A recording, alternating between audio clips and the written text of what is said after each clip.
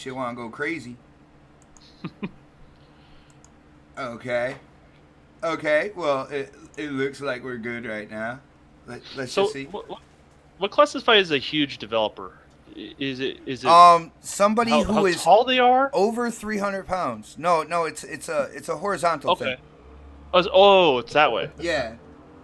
Okay. It's a person that looks like they swallowed somebody whole who was 6 foot tall but was sleeping on their side. Well, I think huge developer could be, realistically, it could just be a certain combined weight. So it can be one really large person, right? Tall, circumference, whatever, or it can be several little skinny people, right? Like it really can be anything. It's a certain weight requirement to be a huge developer, I think. Wow. Yo, Don, why don't you say what is up to the chat? Because we are in our pregame. Oh, wait. We're doing a podcast today? Yeah. Yeah, Is that what we're doing? Oh, okay. I did not know. You know, it's funny because, like, if you get Don in a party while playing Destiny 2, he basically, this is the same thing he talks about, you know, playing Destiny as well. So I can see where he got confused. So what is going on, everybody?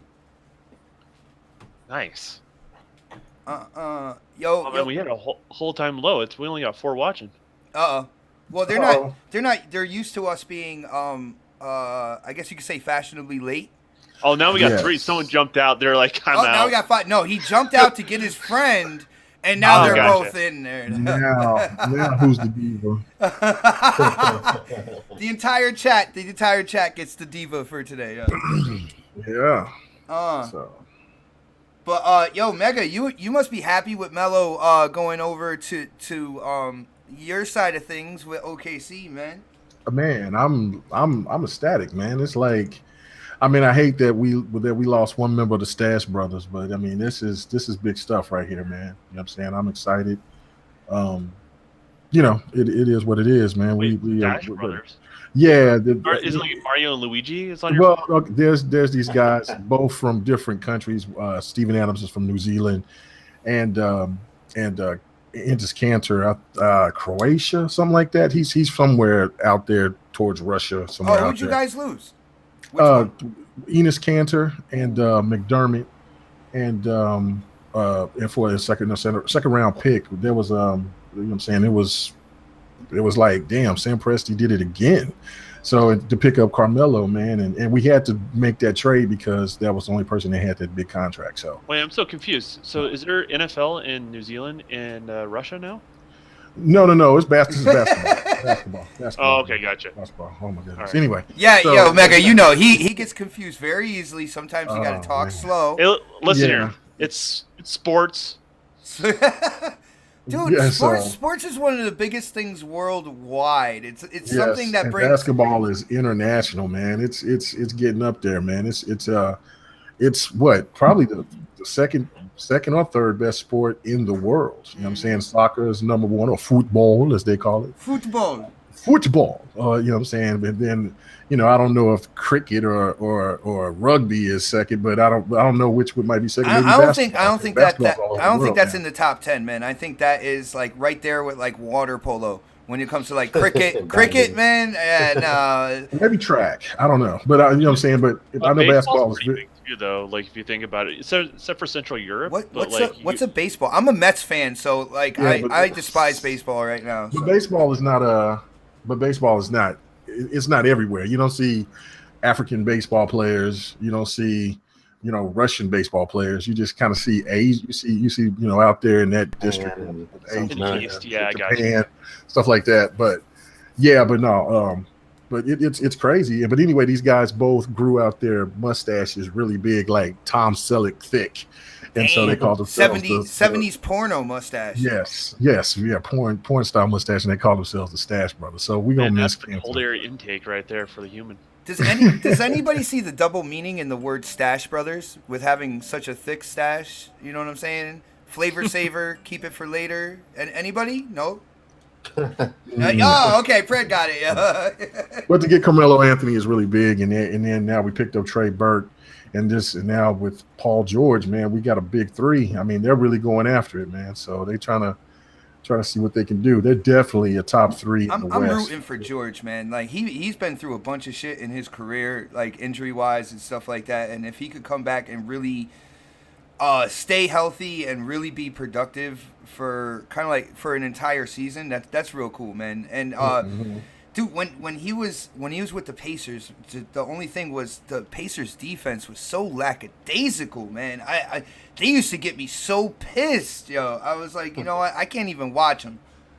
So, well, now we're gonna see. You know what I'm saying? It's gonna be fun out here in OKC, man. We already it's all over the place. Facebook going crazy. You know what I'm saying? Family, friends, they definitely are excited about it. So we'll see. You know what I'm saying? I know I'm happy, but you know what I'm saying? I am sad that Cantor's gone, but you know what I'm saying? For the betterment of the team. Damn, and OSU is losing to TCU, man, 44-31. Good God, upset. But that's why I'm an OU fan, man. I was over here rooting for them because they Oklahoma team, but can't have, you know what I'm saying? Sooner born, sooner bred. Let's go. I got you. Yo, Pred, I gotta ask, man, you got a new icon for Hangout, man? What's going on with that, yo? Yeah, man, J-Dubs hooked me up, man. It's for my channel whenever I started up. Nice. So, we've been working on this for a couple of weeks now, so. You got the master working for you on that, man. That dude, his icons come out incredible, man. I gotta say my Xbox shirt, my Xbox certified, is still my favorite shirt in my drawer, and it's all thanks to J-Dub. So huge shout out to J-Dub and all the dubbies out there. But yo, check it out, guys. We have a lot of topics to get into. You know, nostalgia piece when it comes to a controller. We got Xbox One X pre-orders up and running. The Forza Motorsport demo. Phil's got a new role at Xbox. We got so much to talk about, guys. I don't know. You guys ready to check out this intro? Let's do it. Let's go.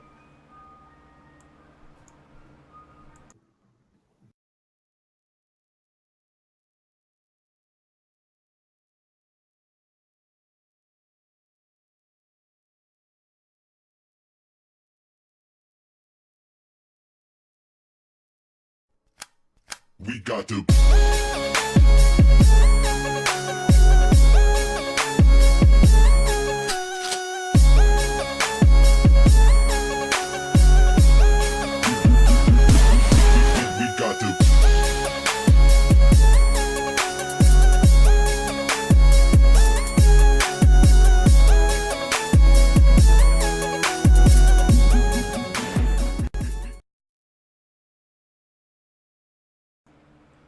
What's going on, people, and welcome to another episode of the Next Podcast. Huge shout out for everybody who comes to check out the pregame, gets that good seat nice and early. We have a bunch of topics to talk about, but we can't do that without letting you know who is on the panel. And I'm going to start off with that chinchilla wearing fool. Your lights are flickering because it's time to stand up. Show that respect. Kiss that ring. The Don. Hey, what's up, guys? I think my powers are growing even more because I heard a ice cream truck in Xbox background. Oh, you heard that? that was cutting in and out as we're starting the podcast today. So, yes, my powers are ever outreaching. I'm glad another week's gone by, and we're one step closer to Xbox One X being a reality in our homes, and I'm excited for that for everybody. Nice. And I gotta say, next on the list is that gaming media assassin, I call him, because, you know, he's got that laser, that three-dotted laser pointed on, you know, all the lies and stuff, and he's just coming in with the gaming news and truth. My boy, Predator! Yo, what's going on, everybody? Thank you guys for having me on again. Shout out to the chat today. Get that shit on and popping. I know we got a lot of topics to get into today. Also, shout out to J-Dubs for the hot new icon I have right there showing up for you guys. Yeah, nice, man. Like, it caught my eye, and I was like, hold on, man. I got to see, because Like I was like, hold on, that looks like a graphic made. It didn't look like an actual picture, but dude, he did a great job as usual, man. That dude comes through for everybody, man. The community, it's awesome to see. And now, Yeah, he did good work, man. yeah, Good work. definitely. And now, coming live from the 405, that OKC fanboy himself, K Mega. Boomer Sooner, Thunder up, baby. Let's go. I'm just so excited. Oh, and Ram Nation stand up. Oh. That's the only oddity in my little world is that I'm a big Ram fan as well. But you know what I'm saying? OKC looking real good right now. Sooners is winning. OKC look like they about to go there and compete with the Warriors. Man, I'm gaming. Let's go. Let's go. You're just pretty happy right now, man. I guess your life, your reality is looking good right now. Me, I'm a Chicago Bulls fan. I'm a New York Mets fan when it comes to baseball, and I'm a Giants fan when it comes to football. Oh no, not the Giants. Oh, damn, it's looking bleak out there for you right now in these sports streets. Lord have mercy. Giants love to look horrible for a few games, and then they go undefeated for the rest. So we'll just have to go. Like I'm a fan of teams that never make it easy, never make it comfortable, and definitely test, your kind of like commitment to that brand and to that team, and definitely. Yeah. Come on over to Cowboy Nation, man. Oh no, never. Hey man, never that. Hey, the Rams get to play those Cowboys next week, so it's going to be pretty interesting. Can't wait to see Rams that. better bring their A game then, man. That's all I can say. I always root for the team I'll be at that game actually. So that goes against the boys. I want to give nice. Make sure you wear your Ram Ram blue and gold. Oh goodness, yo! Of course, sure after that's over. I want to give a few shout outs to people on the panel. First of all, huge shout out to Dark Optimus, and that is my son calling. Hold on 1 second, little man. Huge shout out to Dark Optimus. He will be in the show. He is late. I don't know what's going on. I think the leather that covers his big toe on his left sandal broke, so he had to go get it fixed, being, from San Francisco.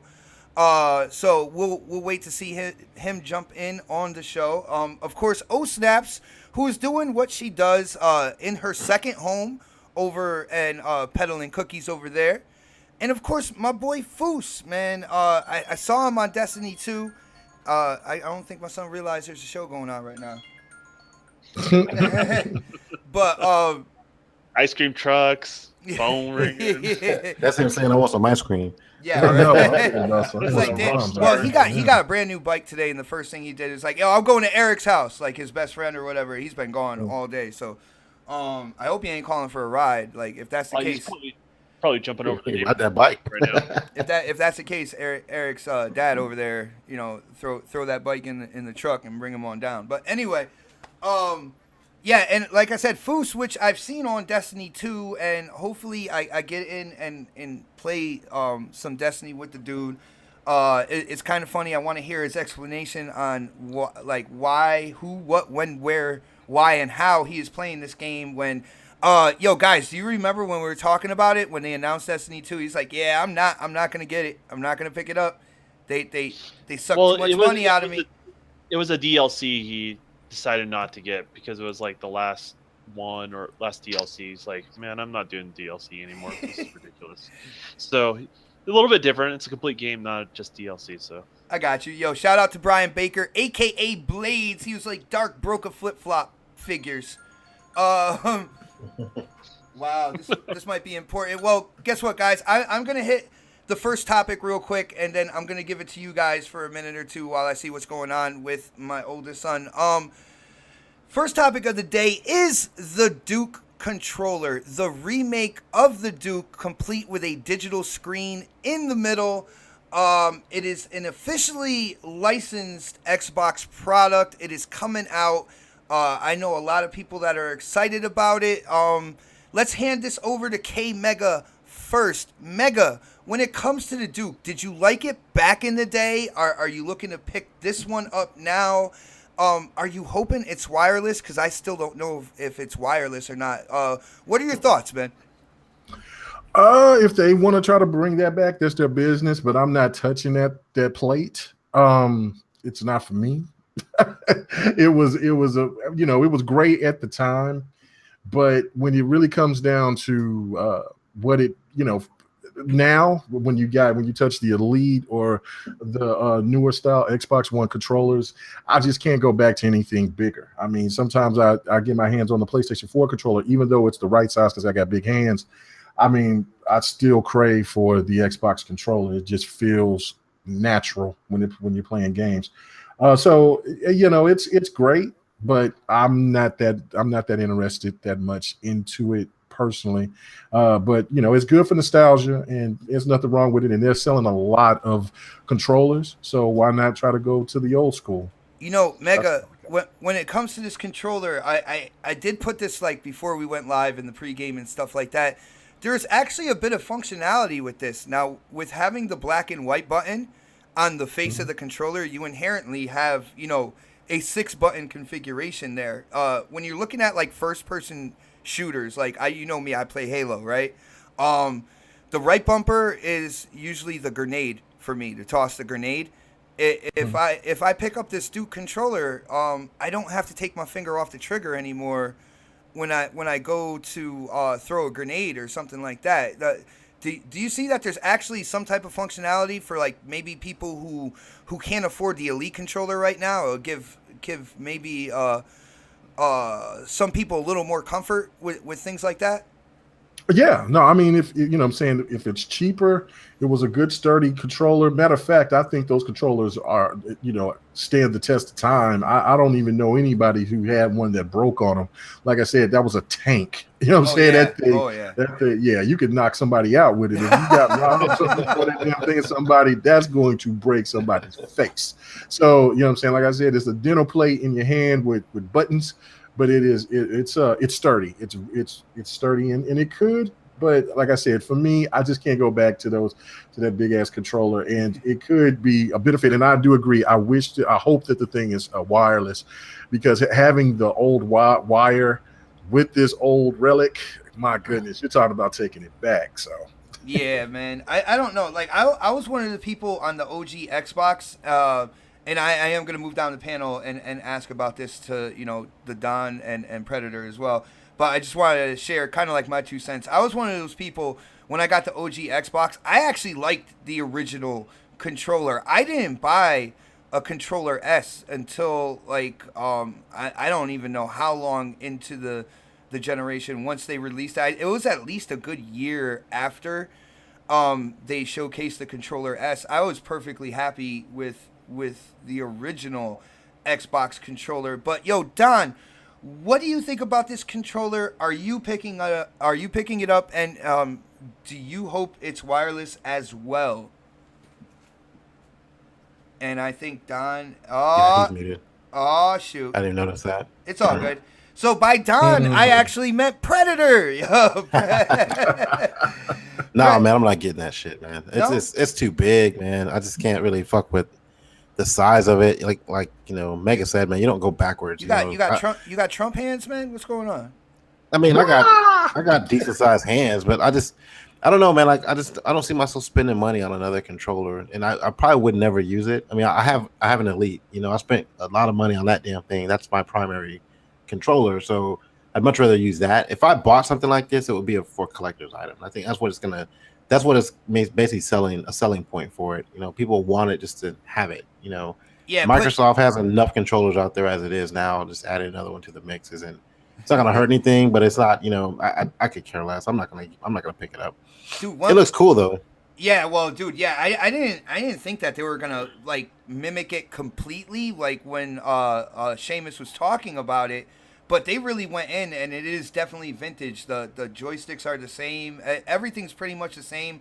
You get that kind of like LED screen in the middle. I'm hoping that they actually have like some type of software or something somewhere you can download presets to what is shown on the controller face in terms of that screen. Because can you imagine if you can kind of let it scroll between the OG Xbox intro, the 360 intro, the Xbox One intro, and then the One X intro, and have it just do that like throughout the time. I think that would be cool. What do you think, man? Yeah, it's a collector's item. I mean, I honestly, if I pick something up like that, I would never use it. It would probably sit in a box and just, I put it in a closet somewhere and pull it out 20 years from now. But time capsule. This is something that, the hardcore they're gonna get, but I'd much rather them come out with it a version 2 of the Elite with Bluetooth or something like that on it, a little chat pad. I think I saw somebody with the image graphic a couple of weeks ago that had like a little photo feature where you can hit buttons to take the photos. Like it was like a concept art thing, but like I'd rather come out with another version of the Elite instead of the Duke. However, it's just I don't think Microsoft is putting. I don't know how they're actually doing this. If they're putting money behind it, or someone else is producing it and they're sponsoring it. I don't know how it works. But. Well, from what I do know when it comes to this, Seamus Blackley came together with another company. I do not know the name of the company. I am very, very sorry, guys, but. And they wanted to do this, so they approached Xbox with it. So I think in the end, it's still kind of like a third-party product. So I think it was funded through the company that is, working with Seamus, but they got the official license from Xbox and stuff like that. I think that's the way it kind of went down, man. Okay. I mean, it's a cool concept. I know, like, the younger generation may not know what the hell a Duke controller is. I remember it. It was the biggest thing I've ever held in my hand, other than something else. But it was. He threw that shit in there, just kind of. Hey man, y'all been dropping sexual innuendos since we got in here, so I had to throw one out there too. So, I say baby oil, but wow, that's what happened to Ottoman. See, he was over there, his ass got shaved from having them hemorrhoids. He got some ashy skin, so he had to get that baby oil. Yeah, ashy feet and ass. You know what I'm saying? That's man. Walk back saying white folk don't get ashy. What the hell wrong with him saying that? Dark realizes, but the longer he is not on the show, the more and more come up with why he's gone. So Dark, if you're listening, man, you better hurry up and get that sandal fixed, dude. Mm-hmm. But I see the Don is back. So Don, what do you think about this Duke controller? Are you gonna pick it up? Or if you are gonna pick it up, are you gonna put it up on that fireplace, or are you actually gonna use it, man? What's the deal? Man, I was glad to see when it left, and I don't want to see it come back for myself personally. But for other people, I know it's a very beloved controller just because of the size of the controller itself. It does have. People used to hate on that thing, man. I'm so. It is so funny how, like, after years go by, people look back and that nostalgia kicks in because I remember when the OG Xbox came out, like there was a lynch mob with torches and pitchforks about that controller, yeah. Yeah, well, it looks like the USB cord does plug into the base of the unit, which is a good sign. So that there's a possibility this one is actually wireless. Just from the pics and the tooling that they've done on the prototypes. So there's a good chance that actually may be the case. But I'm not hugely fond of it. As far as the face buttons, the extra face buttons, I was glad to see those go. And this is just for people that are OG Xbox guys. To be honest with you, right here. That's good for them in regards to that. And I know some people still today would prefer to play the Duke even on their newest console. So for them, I'm very much giving you pro option on a hardware level for sure. And just like the X is just an option compared to the S, and there's obvious visuals you get. The interface with the system, it has all the same parts. It's got all the same buttons for the most part, except for 2 extra face buttons. And it's got 2 analog sticks. So if that's how you prefer to play, then I say go for it. Yeah, I mean, I'm excited about it, but like I said, I was actually a fan of the controller back in the day. I was one of like the 5 people back when the OG Xbox came out that was like, yo, this controller's pretty good. I like it. So I'm happy it's coming back. One of the things I'm interested to see, and anybody can chime in on this, customization, man. Do you think that there are going to be people that pick this up and like thoroughly kind of like customize it out, give it an Xbox Pope type moment, man. What do you see people doing this, yeah? That sounds like heresy. No. No, because you're taking something that's very original and then you're modding it. Like that's kind of defeats. I don't know. To me, that kind of defeats the purpose of what it really actually is, as far as from an aesthetic standpoint. I do want to see the Pope come up with some designs though, man. I do hope it's like wasn't the original controller like it was black but it almost had like a weird green tint to it. If you know what I'm talking about. No, Yeah. It was rough textured. I remember that, man. I don't remember green in it. Like a slight hue of it. Not very potent. But am I wrong? No, you're right. I remember that. Yeah. See, I hope it has that, right? Like if you're gonna play off the nostalgia bug, like make it nostalgia as possible.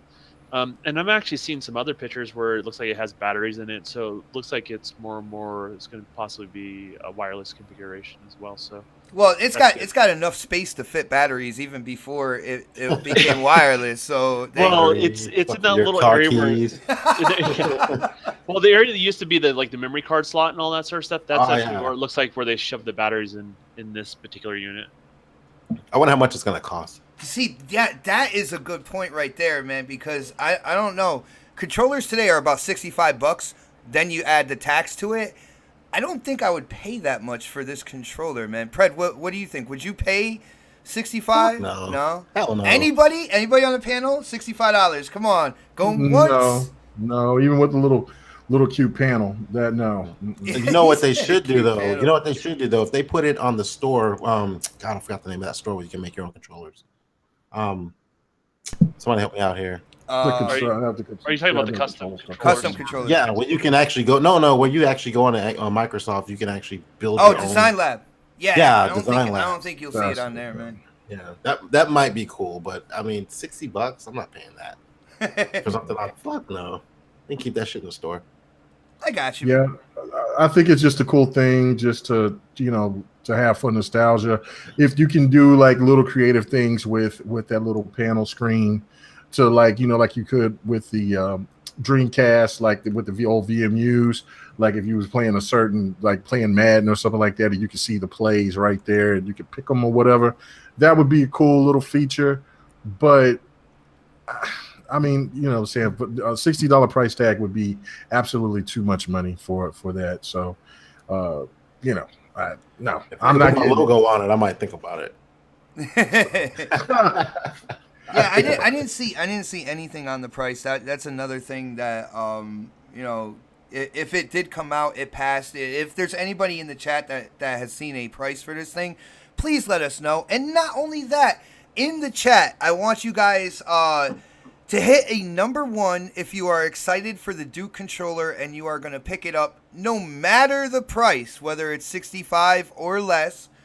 And a number 2 if you're like, get that shit out of here and let's move towards the future. So number 1, you are pro Duke controller for the Xbox One.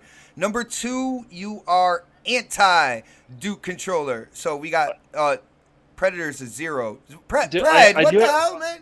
I do have a question for you though, Bot. What's up? So you think this controller is going to help you play Forza against good old Blades? Oh my goodness. Blades needs to go console only when it comes to Forza. When he does console, he still beats you? I don't see. I plead the fifth on that. You just stop blaming his PC. Okay. I was raised as a type. I was raised with the rules that no matter how good you think you are in something, there's always somebody better than you. So I don't necessarily have a problem with it. But man, he has definitely deflated my head when it comes to Forza.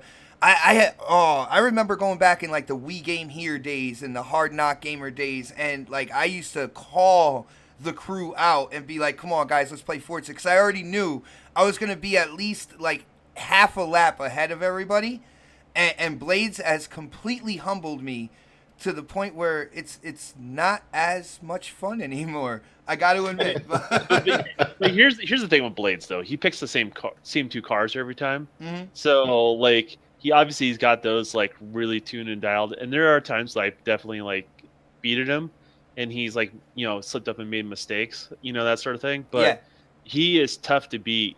But I think Well, me and Blades we're gonna do a steering wheel challenge, I think, pretty soon. And I think with the Forza 7 demo, we should dual stream that. Oh, for dude, sure. I saw that picture that you sent me in the DM, man. You are gonna be cruising in style with Man, I'm a Forza little Motorsport. bummed it doesn't have a cup holder.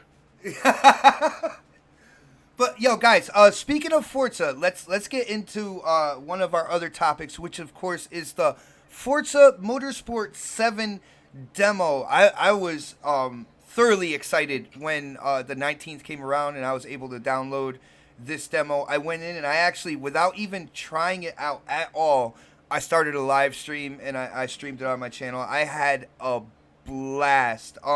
Have you guys had a chance to try out Forza Motorsport 7, the demo?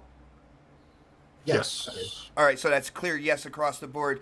Let's talk to Pred. Pred, what did you think about the demo? Do you think this next iteration of Forza Motorsport is a quality title?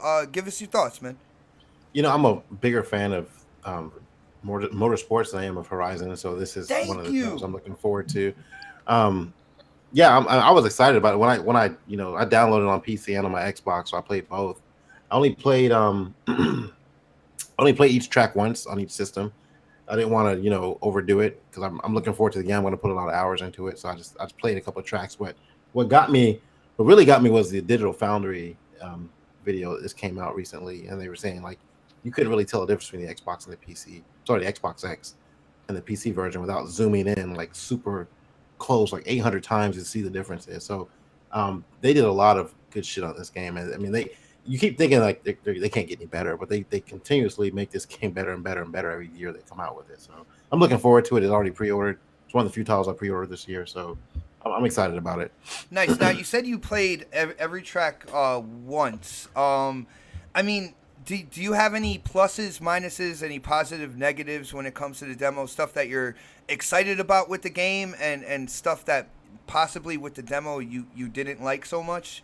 I have to get used to driving on a wet track again. I just, I try to take all the assist off, and I suck playing that way. So I try and play a little hard. I really need to get a steering wheel and breakdowns, go ahead and get that shit done. But trying to play with a controller on those tracks and trying to drift and stuff like that, it's a little harder for me on this than it was for Forza Horizon 3 for some reason. And maybe it's just the cars, we haven't had a chance to tune them and stuff. I think the really fucked up part about the demo that I didn't like was I wanted more tracks. I wanted a little bit more in the demo, Yeah, I wanted to race Maple Valley because we haven't seen that for a while in Forza Motorsport. So I thought they would throw that in the demo, but no Maple Valley yet, man. Yeah, I would have liked it. Even if it was just the same 3 tracks, I'd have been happy to have more vehicles available to me. I'd have been happy with that. But I mean, again, it's a demo. It's just there to get everybody interested about the game. But I mean, I'm glad they did it because they always do demos for Forza, whether it's Horizon or this series. But yeah, it's a tradition now. Like when Forzas come out, damn, I almost did a K Mega and screwed up the name real quick. But when Forzas come out, they always do a demo before time, and they let people like get their hands on the gameplay mechanics and stuff like that. That's how confident, in my opinion, to me, that's how confident they are in their titles, man. Yeah, they're like, here you go, Digital Foundry, do your business with it and spread the word. Because you're right, it's confidence because they've been hitting, I think last gen was 1080-60, this gen is gonna be 4K60, so they're hitting their benchmarks that they're trying to get every year. And it's the king of racers right now. So I mean, like, yeah, they want people to get their hands on it and play it. So, I'm ready for it. I'm ready too, man. I will definitely race you, and if Blades gets in there, we will kick him out. Okay. I'll just run him off the road. Oh, there you go, dude. You're gonna have to do it right off like the starting grid. Right from that jump in the first turn. Yeah, you even before the first turn, I swear. But yo, Don, I know you are a motorsport fan. I remember talking about Forza with you, back when we first met, and you were like motorsport more than Horizon. But it seems that Forza Horizon 3 kind of put you on the wagon with Horizon as well. So what did you think about the Motorsport 7 demo? Likes, dislikes, all that good stuff, dude. Man, I really liked the demo. I mean, I don't like the Porsche. I mean, that's equivalent to like a flip-flop with an engine attached to it. Like, that thing pitter-patters all over the place. So that's Dark Optimus's mobile then. Yeah, that thing controls awful. But it controls true to real life. That car is very light on the front end. Yes, it is. And it requires a lot of a lot of speed, a lot of downforce to force that front end to keep it from. I gotta say, in video games, I love racing with Porsches. Yeah, you know what? That's definitely your thing, not mine. But it it handles true to the form, and that's the whole point of this, right? Most of us can't have multi-million-dollar cars, and this is us being able to take it to the outer limit in the video game form, controls like how it should in the real world, and you basically can just drive it how those cars are supposed to be driven, right? Mm-hmm. And that's what motorsport's all about, right? And bring that to life. And for me, like last year I invested in like a stand and a steering wheel and all that sort of stuff. And just so you know, Pred, the steering wheel does not make it easier. Just so you know, it actually makes it a little bit harder, believe it or not. But that being said, I got a new cockpit and a seat coming and a new stand to hold all that sort of stuff. The Don is the only person I know that when they say a new cockpit, your mind goes completely somewhere else, and it's like, really, Don? Really? Because he kind of paused a little bit in between the word cockpit. Oh, see, he did. He's like, cockpit. I just didn't want to do a K-Mega and not pronounce it correctly. So, damn, man! K-Mega's here. We got to go on Dark right now. Dark's not here. Let's. No, dude. K-Mega's funner because he can actually fight back. But I am here, by the way. So, now we can start talking trash about Dark now. But, was that Dark? Yeah, was that Dark? Yeah. It was, motherfucker. What are you gonna do about it? See, here's the thing with Dark, though. Dark cannot play racing games because he has baby oil on his hands. And steering wheel, it just doesn't work. Well, he's just trying to make sure that he doesn't get ashy. But actually, in Dark's gameplay, I do have to say, Dark. First of all, welcome to the show. Little bit late, but it's all good, man. I hope you heard our. We did nothing but praise you while you weren't here, by the way, and your knowledge of games and stuff like that. So it's good to have you in here. But he had an Audi in his gameplay, a blue Audi, and it wasn't as fast as Predator's Viper from last week. But that thing was hauling ass, man. I gotta say, like, I don't know what you put in that thing, but that thing was quick as hell, dude. Well, that was a DLC, like little thing that they gave it on Amazon when I pre-ordered the game. So they kind of just threw that in there. It's probably one of my favorite cars of all time, though, the Audi R8. Yeah, I was gonna say RX-8, man. And I'm like, hold on, dude, don't go Mazda. It's Audi. Audi is like head and shoulders above that. Yeah. But dude, why don't you say hi to everybody in the chat, man? Because they what's up, chat? They definitely missed you. Like I said, we were praising you while you were gone. K-Mega's mad now because he knows I'm gonna fuck with him all fucking podcast. So well, Dark, that's what we do. Dark, you are the wearer of the pink chinchilla tonight, Mr. Dark Diva is in the building. But let's move on. Yo, Mega, did you get a chance to check out this demo? And if you did, what did you like?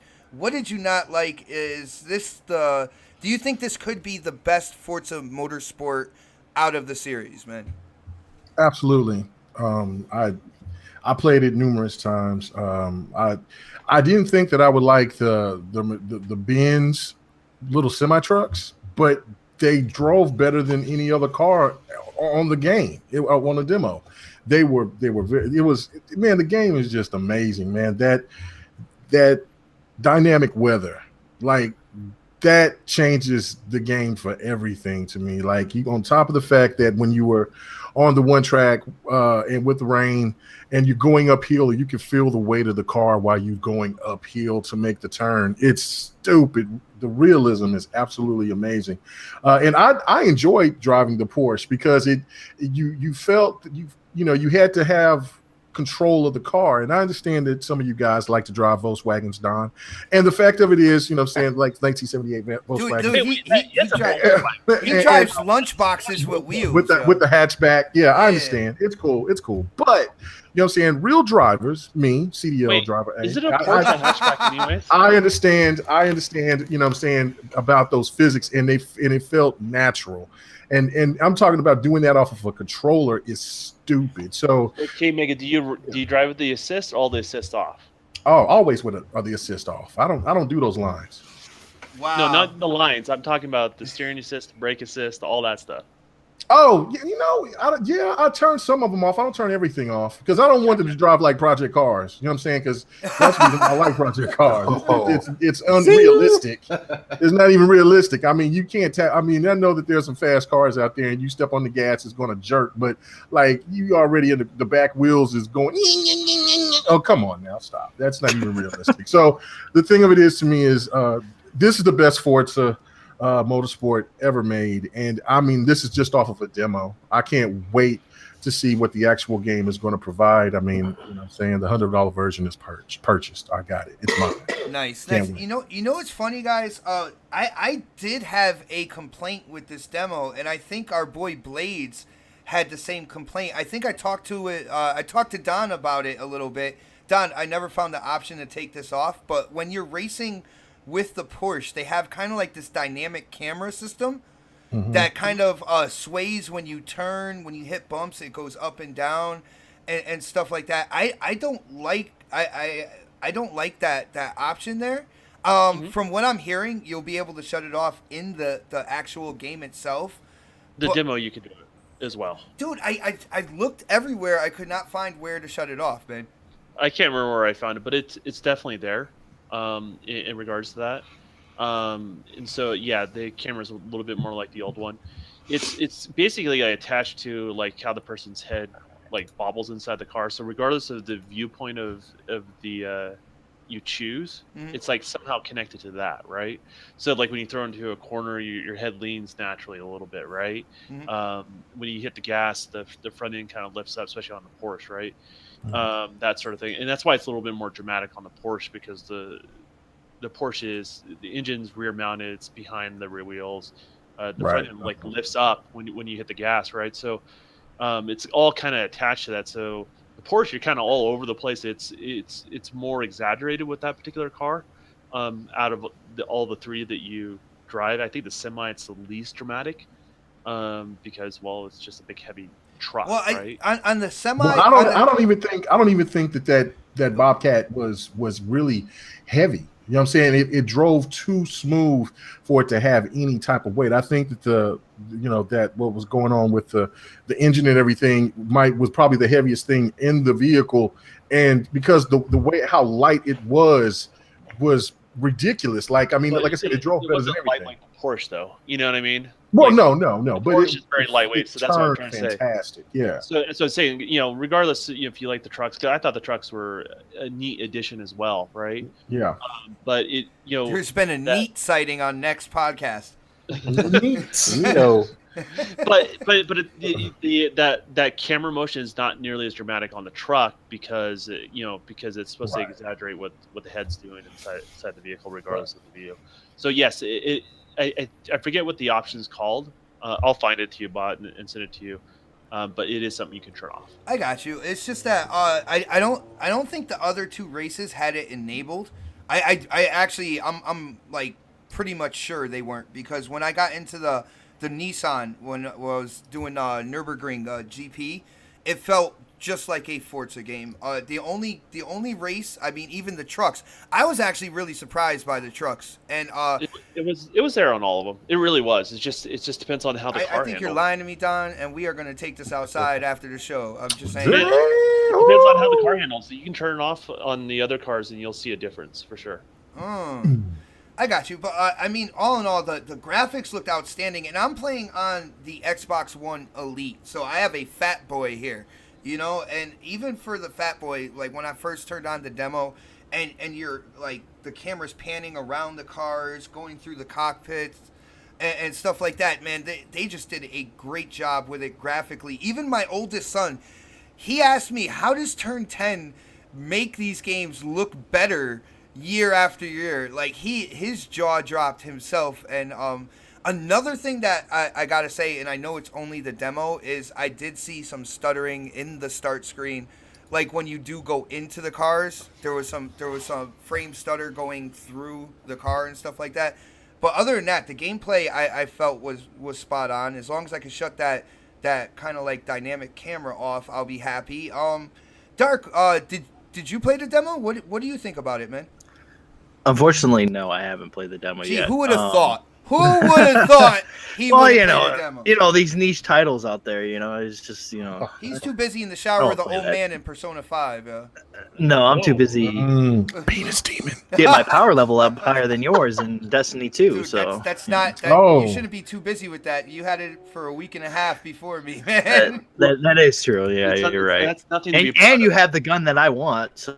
So it's like it's just this game fucking hates Dark, me. So by the way, I am leveling that gun up with me every time to make sure I have it in my hand. You can just rub it in when we go in again, and we go in on Destiny 2. just to show you, man. Because if you don't have it, I want to let you know that one of your friends has it and is enjoying it. So hopefully, at least has it. Yeah, right? you get some joy from that. Now, if there was a way you can send that ornament in my direction, I would be really happy, man.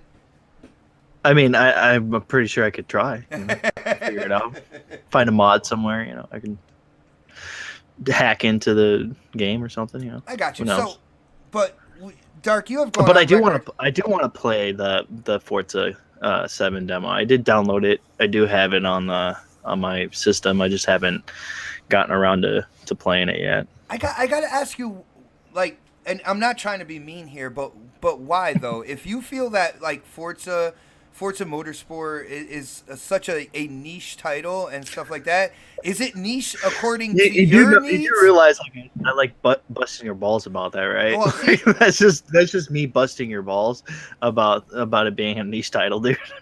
I know it sells very well all over the world, man. I know this game is hot. Everybody loves. I don't have to run you over with the Power Wheels then? No, dude, no. Oh. I just like giving you shit about it because we said it one time on Quest and you were just like, "What? What do you mean it's a niche title?" And I was just like, "Oh man, I knew that was gonna trigger you."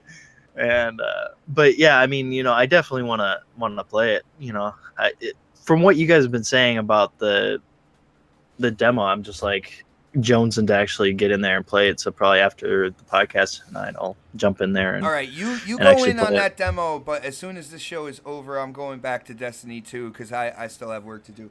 Yeah, you do. Guys, I'm going to throw a little bit of a curveball. This is a topic that I did not have in the DM, but it seems that 343 has quietly, they announced that they were going to make all the previous Halos that were on the 360 backwards compatible. And it seems that they did it, and they kind of did it, I would say, under the radar. There was like one announcement on Twitter. There wasn't too much kind of like, catering to the fans or anything like that, and really going out with any type of anything big and saying it.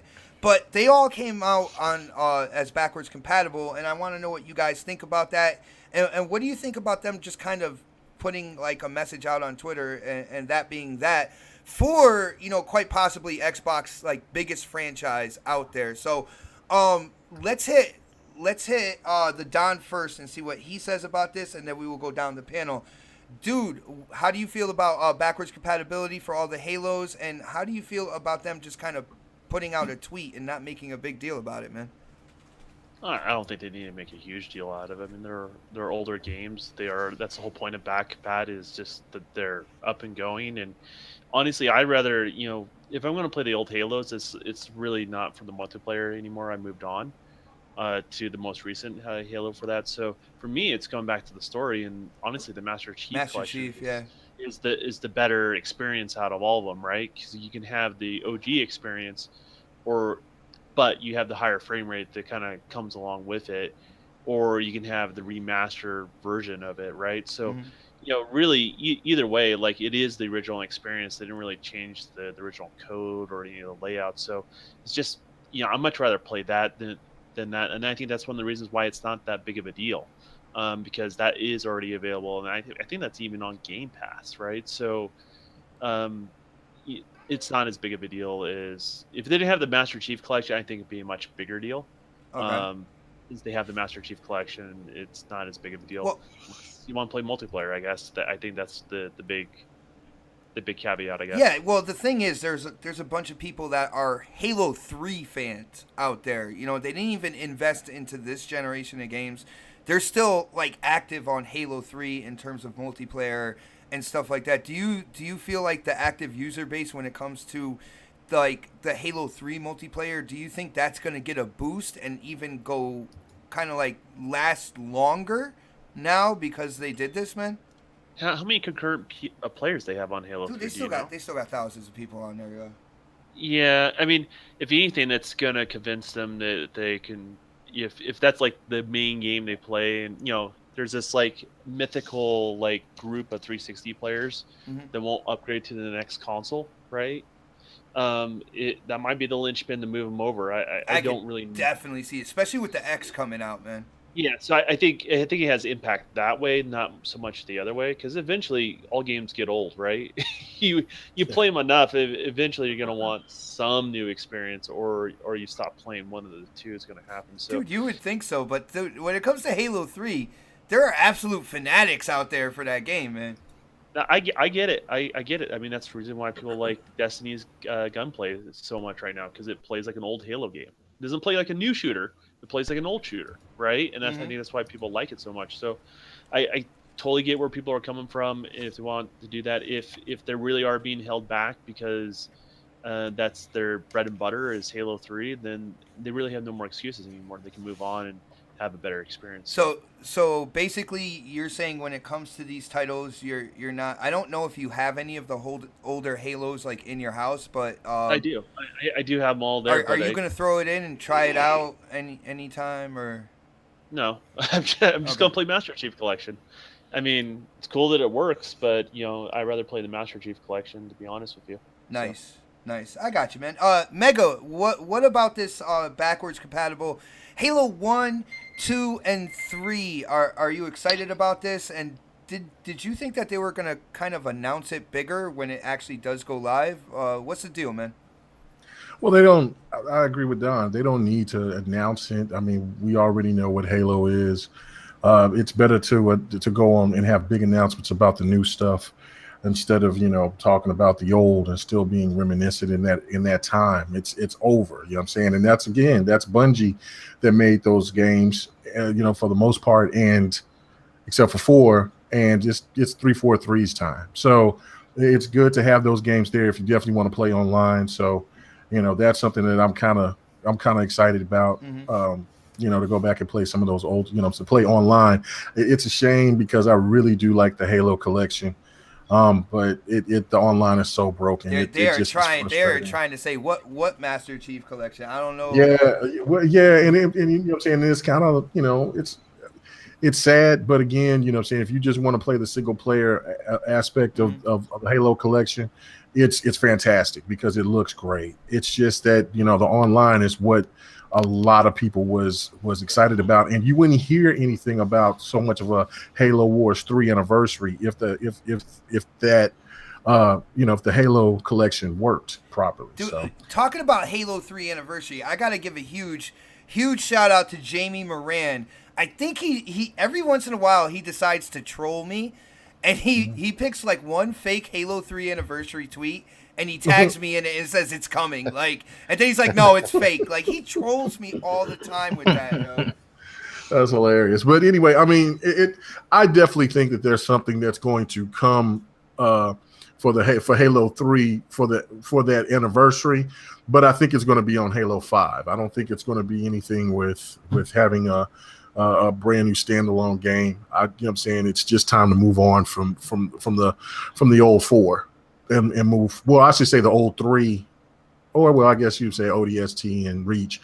Get away from those and go from 4 on, and have 343 stamp their print on that on the Halo series or the franchise. So, but it's cool. It's really cool. I mean, it's some games that we would like if you are into the backwards compatible games, and you can't beat it. You don't have to have all 4. You could just get the ones that you want, and that was your favorite personally. Yeah, definitely. And you know, when it comes to Halo 3, do you think, like, I know they had to have these come out like as back compat. I mean, these are titles that, you know, when you say Xbox and you go backwards compatible, you know, one of the first franchises you think is Halo. But do you think with Halo 3 and having those kind of like fanatic Halo players and stuff, do you think that, because there's still a big active player base on Halo 5, do you think with Halo 3 coming as back compat, do you think that will drop the active like player base on Halo 5 at all? No, only people that'll go back are the ones that's nostalgic to that old type of gameplay. You know what I'm saying? More people that I think that how Halo 5 changed and revolutionized their game. I think they got new gamers that maybe at one time liked Halo for what it was, but kind of left it and went away to Call of Duty. And then when they came back to Halo 5, they seen, oh, it's got a similar feel, but it's different. You know what I'm saying? So but it's still Halo. And so I think that those people are not going, you know, it'll just be a small amount of people that'll go back and play those games. I don't think it's going to be any mass exodus or anything like that. All right, I got you, man. I got you. And I took a little offense to the whole Call of Duty reference there. But I'm just saying, I mean, Call of Duty Call of Duty was the one with the run, you know, aim down sights with the left trigger, shoot. Look, man. I mean, that's just the case. I mean, I got you. Well, you got to give Call of Duty their props for that. I mean, in my mind, I really see Call of Duty as a Twitch shooter. One of the things that really hooked me with Halo 5 was they were able to speed it up. They were able to actually give Spartans like these, you know, faster agility abilities. You know what I'm saying? But still keep the heart of Halo together, which was basically working down somebody's shield. You know, you can trap people, do all sorts of things that you could do in all the other Halos, but it was still faster paced. And that's what I'm saying. Yeah. They revolutionized their game style, not only just with adding, you know, changing their play style online, but with all the other enhancements that Halo has. That's why I say it's revolutionized, because it's a revamp of how Halo is played on the multiplayer. But you know what I'm saying? But Call of Duty made the game faster, and that's where people like to play their games. They like to play, you know, they like to play their shooters fast. You know, I think Gears is the only game, and Gears is quick as hell, believe it or not. You know what I'm saying? But even with Gears not being as fast as, well, I guess if you got the shotgun, if somebody knows how to work that shotgun real good, they quick as hell. But it's you know what I'm saying, Call of Duty, Lady Foxfire.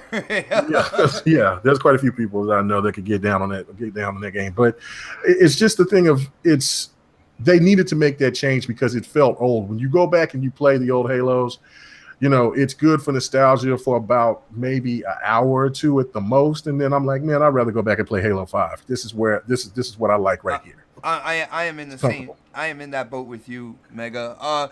Let's move on down the line. Yo, Pred, man, Halo 1, 2, and 3, back compat. Are you dusting off these discs? Blah. I made sure I didn't mess up on that one. Like there was got to be an S even when I stuttered. But are you polishing off the physical copies? Are you ready to go in on multiplayer on these? What's going on, man? No, I mean, like everybody said, they have Master Chief Collection for that. So I mean, if I want to go back and play those titles, I'm going to play it through the Master Chief Collection just because I get, you know, better frame rates and stuff. So, I mean, I know you're a huge Halo fan and all, but like let it die. Let's move on to the next Halos. Let's just move on to the next Halo. See, I'm one of those weird people. I want to move on to the next Halo. All right, like no doubt, I love Halo 5. I love what they did in terms of the evolution of the game and whatnot. In terms of Halo 3 Anniversary, I championed that more because it made sense. All right, to me, it made sense. Can you imagine an Xbox One X limited edition Halo 3 Anniversary coming out? Dude, that would have sold a shitload, man. In terms of like business opportunity and stuff like that, if I was running Xbox, that would have been a no-brainer for me. I would have said 343, you got to get this done. I don't know. To me, that just made sense, dude. I don't know. I'm a little bit of Halo overload right now, especially when it comes to the older Halo titles. I'm like, I'd rather just move forward with the franchise instead of coming out with a remaster of 1, a remaster of 2, a remaster of 3, a Master Chief Collection, remaster of 3 again, or whatever they're gonna do. I mean, like, just let it go. I mean, like, let's focus our energy on the next Halo and making that one better. Yo, hold on. Jago in the chat, I did not say that, dude. I did not. I made sure there was an S there. You can go back afterwards and watch it again. And Sobsky said that he installed his 360 Halo games just so he can see them next to Halo 5 in his library. I guess, so that's a thing as well. Guys, I'm going to ask you a question. Me personally, I got excited for this because I am going to pick an old Halo up again and play the multiplayer, and that's gonna be Halo 4. Do you guys think I'm crazy? Do you No. No? Do you know why? Do you know why I'm picking up Halo 4? Because it's the best one.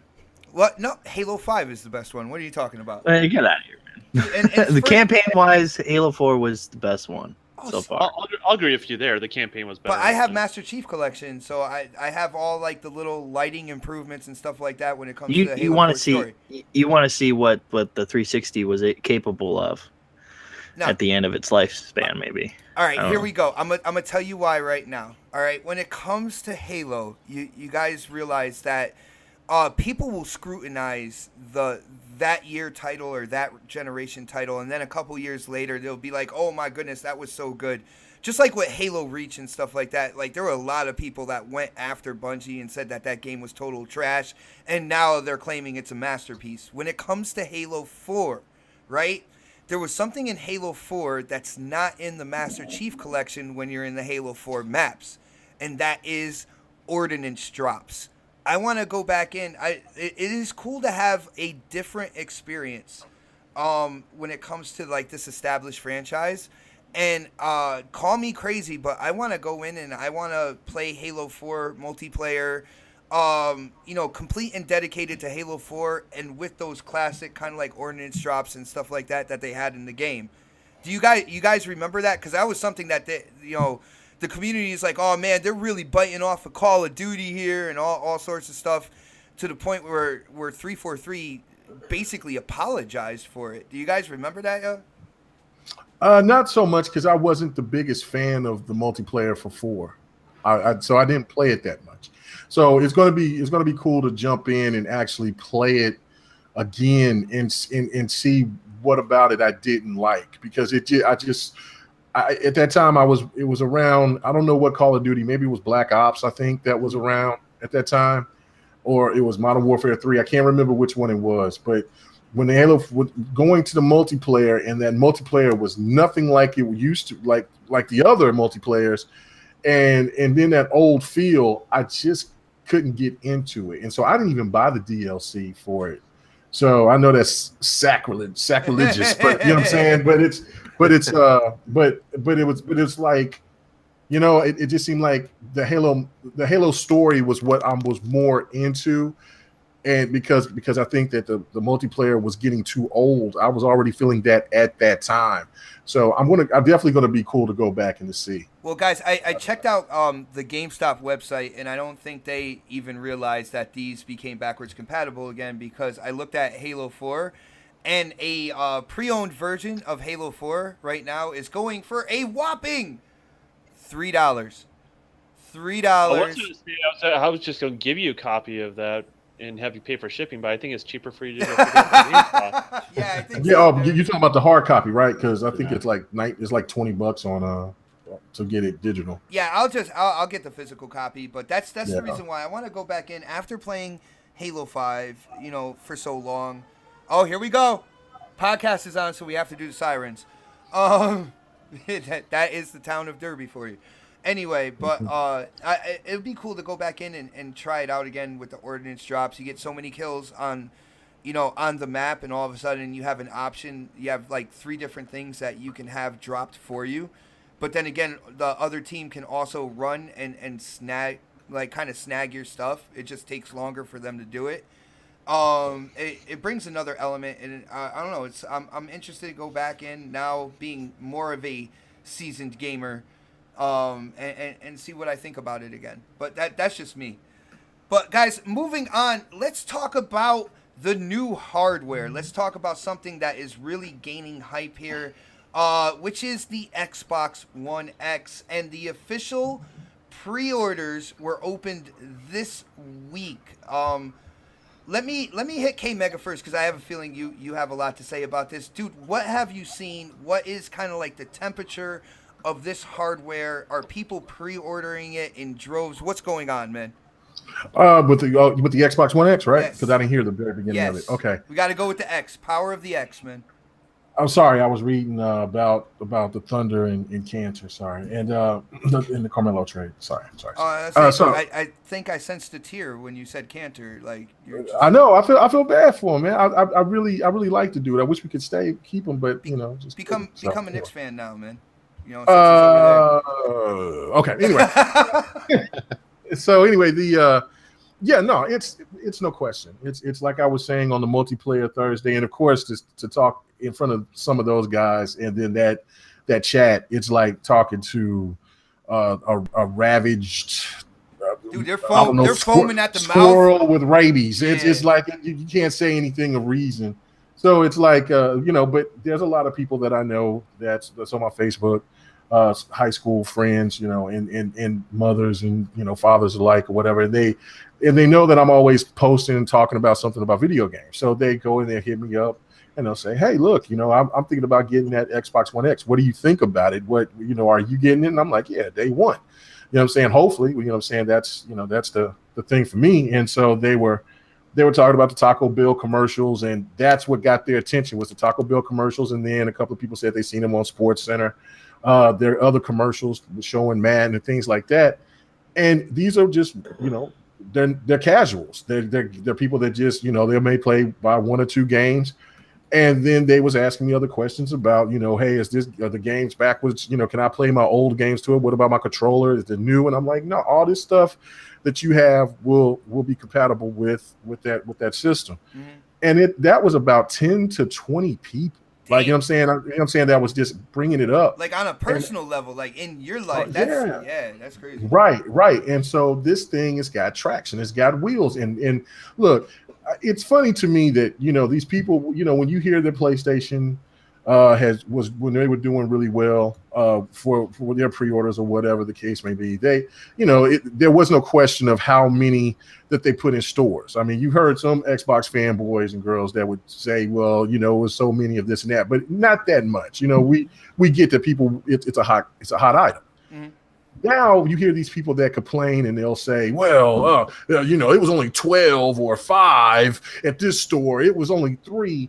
Look, regardless of the fact, the demands is outrageous. And and the people that were saying the same thing about the Switch, and there was only they were talking about, well, there was only so many at each store for the Switch. The Switch is almost close to 3 million sold already. So it's telling you that people want this item. It's like some people may just looked at the Xbox brand and was saying, the Xbox One fat. And it was like, you know what? It just don't seem like it's what I want.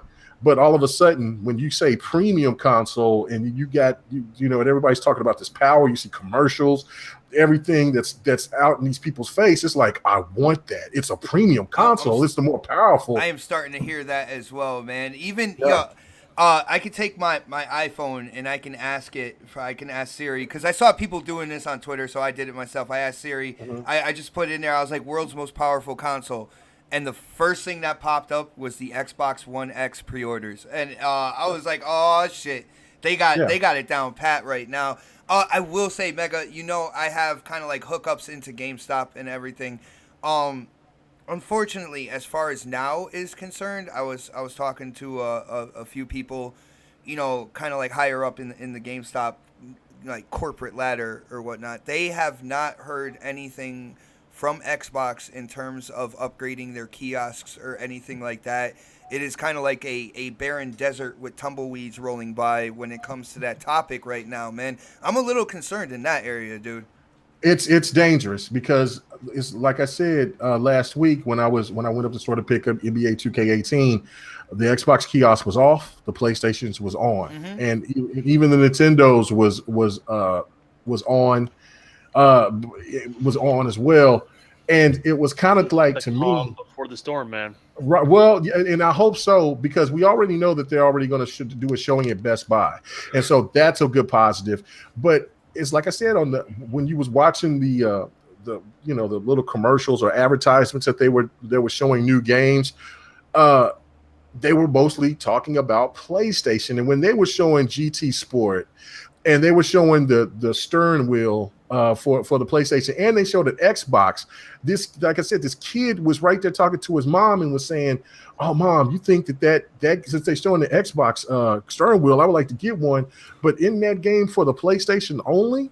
And so her mom was like, "Yeah, I think so." And I wanted to jump in and just say, "No, that's not it," but I'm not going to just do that. That's just not my style. So it's so like it was crazy because this kid wanted a racer to look like GT Sport, but he didn't know that Forza is right there. And it blows Forza. It blows GT Sport out the water. Yeah. And you're trying to talk your mom for a Christmas gift for the steering wheel because that's what he was asking his mom. And this kid looked like he was about 13. You know what I'm saying? And it was crazy, man. And you've seen people looking at certain things, but they're all advertised as like it's all going to just PlayStation only in GameStop. It's crazy. Yeah, dude, and I still feel, even with the hype and what they've been doing, I know when it comes to NFL, because of Microsoft's deal with NFL and stuff like that, Xbox commercials have been flowing around like NFL games when they're aired, and that has a lot of people watching and stuff like that, but I still feel that it is pretty much imperative that they upgrade these kiosks, these systems in the stores to really show it and have people gravitate over to the Xbox side. And the funny thing is, it's not even to get a One X, because once they see the games there running on a One X, if they're like, man, that price point is too high, that is the perfect opportunity to sell the S, which upscales to 4K, has HDR, UHD, Blu-ray, all that good stuff at a lower price point. And I just feel like this is something that needs to happen. But let's go on down the list. Let's hit Dark Optimus. Dark, what have you been hearing about the Xbox One X pre-orders? Are they flying off the digital shelves? What's going on, man? This console's selling. That's Isn't basically that what it but is. we heard that it wasn't going to, man. It's not worth it. Well, that's because, people are ignorant and naive, and they think to themselves, "Oh, well, it's not going to sell because PlayStation's selling really well." But I mean, here's the thing: these people are going to be able to get their third-party games, at a premium, experience with these, and they're going to be able to have some of the exclusives that they may be excited about, like maybe Forza, things like that, and they're just going to, it's. To a lot of people, graphics matter. To a lot of us, graphics don't matter. But especially us hardcore gamers. But a lot of the casuals, graphics do matter. They like to see prettiness. They're like, oh, ooh, pretty. That is the easiest way to see an upgrade when it comes to something. Yeah. Graphically, visually, if they see the visual upgrade, then and the resolution too, with the 4K resolution, it's just gonna make the games look more better and just have everything, just look pristine. Dude, as you're talking like this, man, I'm watching the Don here with the Skyline in the Forza Motorsport 7 demo. This game is going to be absolutely insane, dude. I mean, just looking at it from here, I mean, it looks phenomenal. I mean, the game, you would think that Forza couldn't get any better with, Forza 6. Everybody's just like, Forza 6 looks great. I don't know how they're going to get better. And then what do? They do it 2 years later. They freaking bring out Forza 7 and it just looks better. It's possible to especially since it's a car game, it's very possible for them to push what the X can do. But I think, pre-order wise, it's a good thing, man. You know, it shows that the Xbox community is still here, and we're not gonna go anywhere. So, if you want us to go, it's not gonna happen. Nice. You know, you gave me a segue into another topic, but I gotta go down the panel, man. I should have asked you last for that. Probably should have. Yeah, but Pred, what have you been hearing about the pre-orders? Good, bad, indifferent. I actually heard that at one point in time they were sold out on Amazon. Do you know if that's still the case? What's going on, man? That is actually still. I just looked on there now. I looked on there in Target and didn't see it available.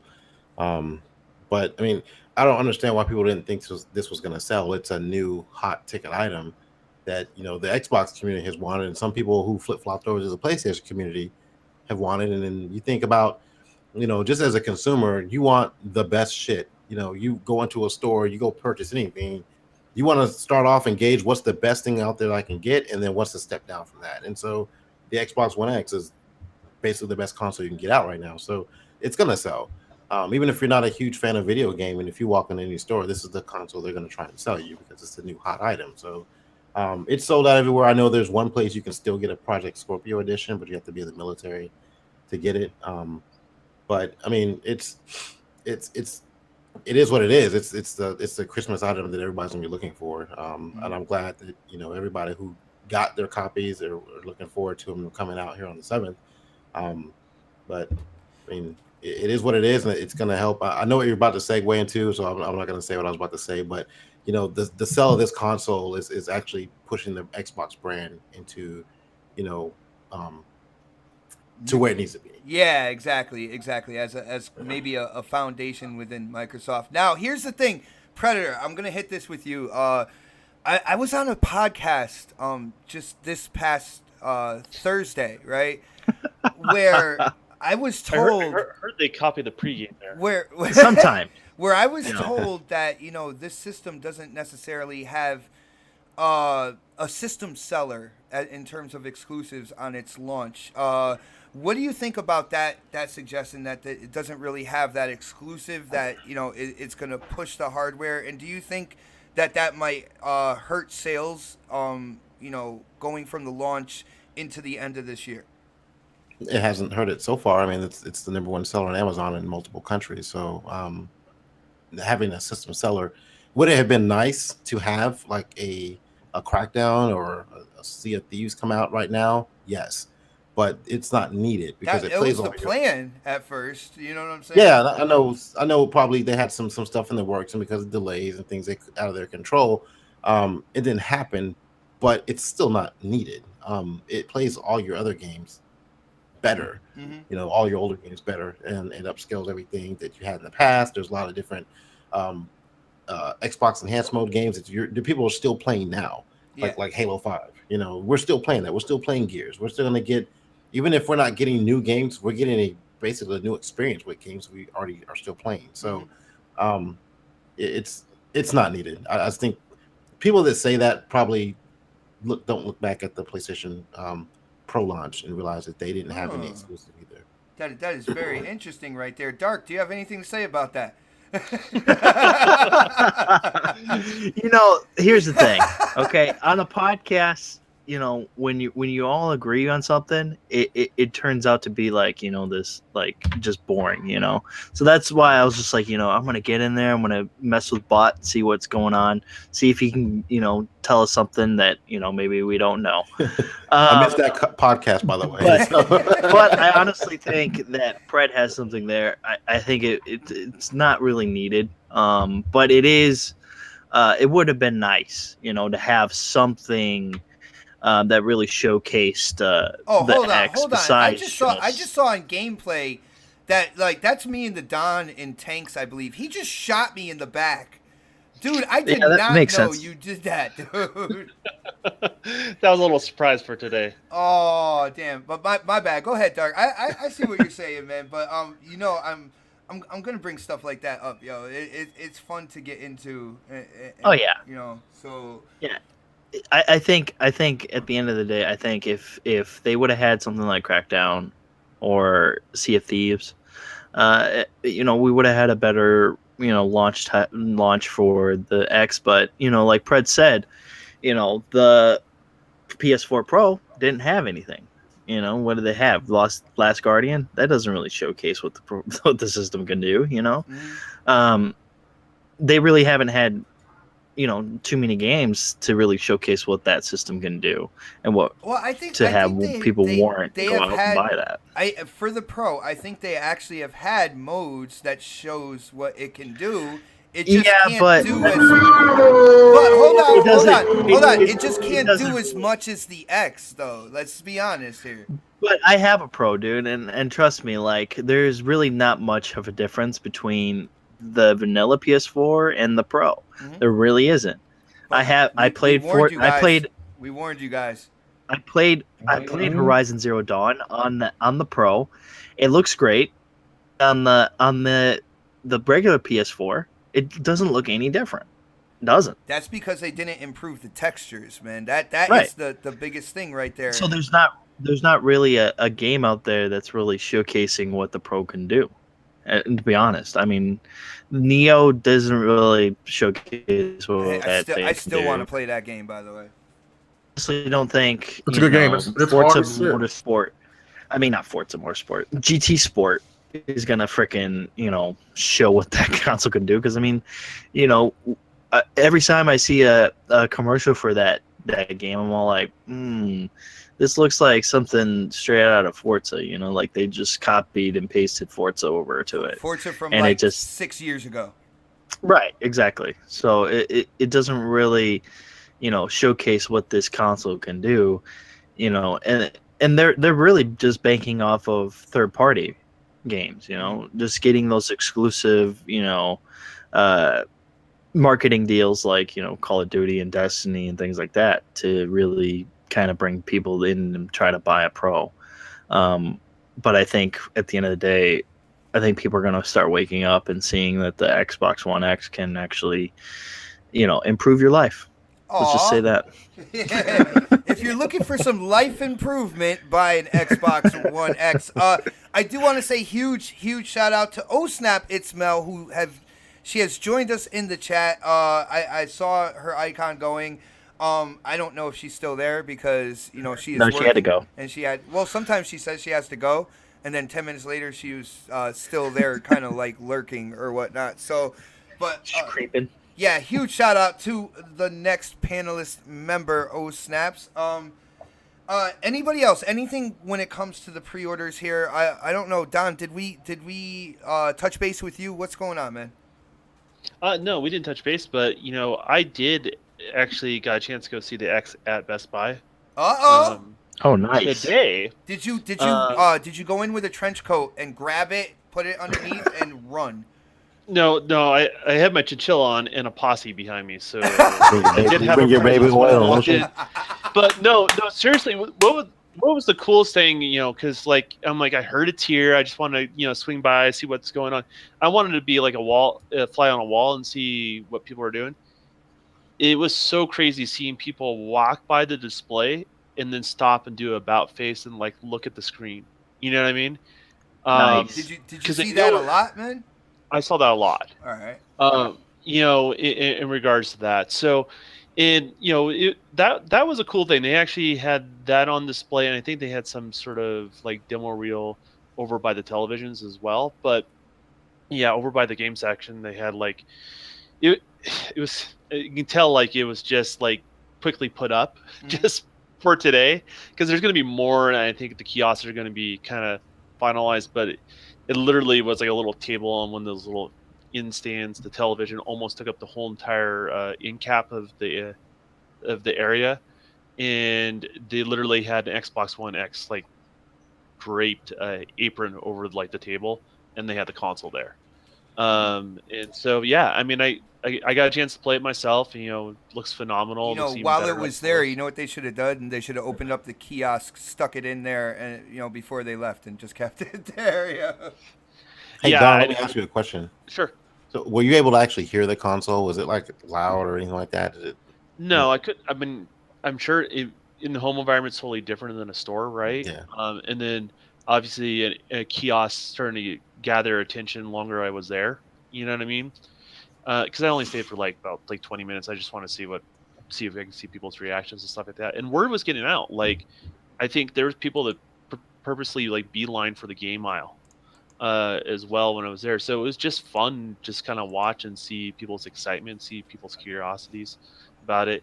I couldn't really tell if it was louder or not, to be honest with you.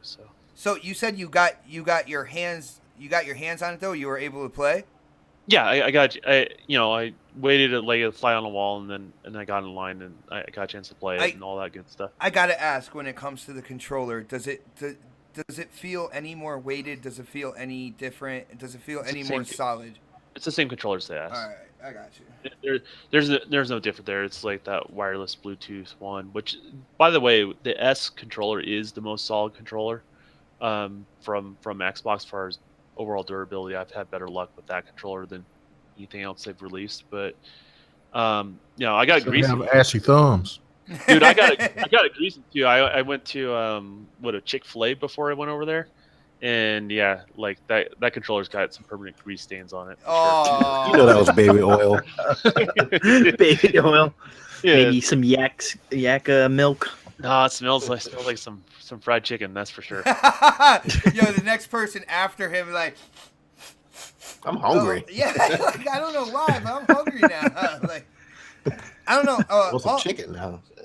All in all, like, I expect them to have enough supply when it comes to this hardware for the holidays and all that good stuff. But to see Amazon, sold out #1 in multiple countries and stuff, I guess that does say a lot for the naysayers out there that had some doubt in their mind when it comes to this Xbox One X, whether it was the price point or why would they get this if there's no games and stuff like that. It just seems that all that stuff, when it's all said and done, you put the hardware into real life instead of hypotheticals. Sometimes people get kind of shown up with egg on their face. So all in all, I think it's going to be a successful system.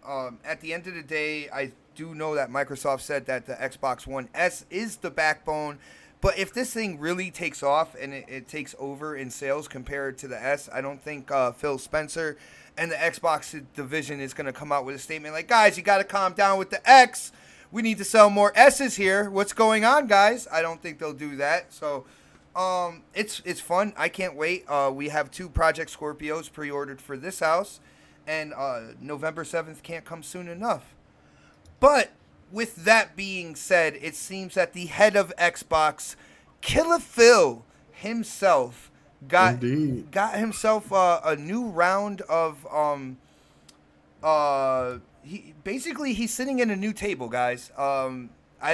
A lot of people are calling it a promotion. I think it's a mix between a promotion and kind of like a restructuring.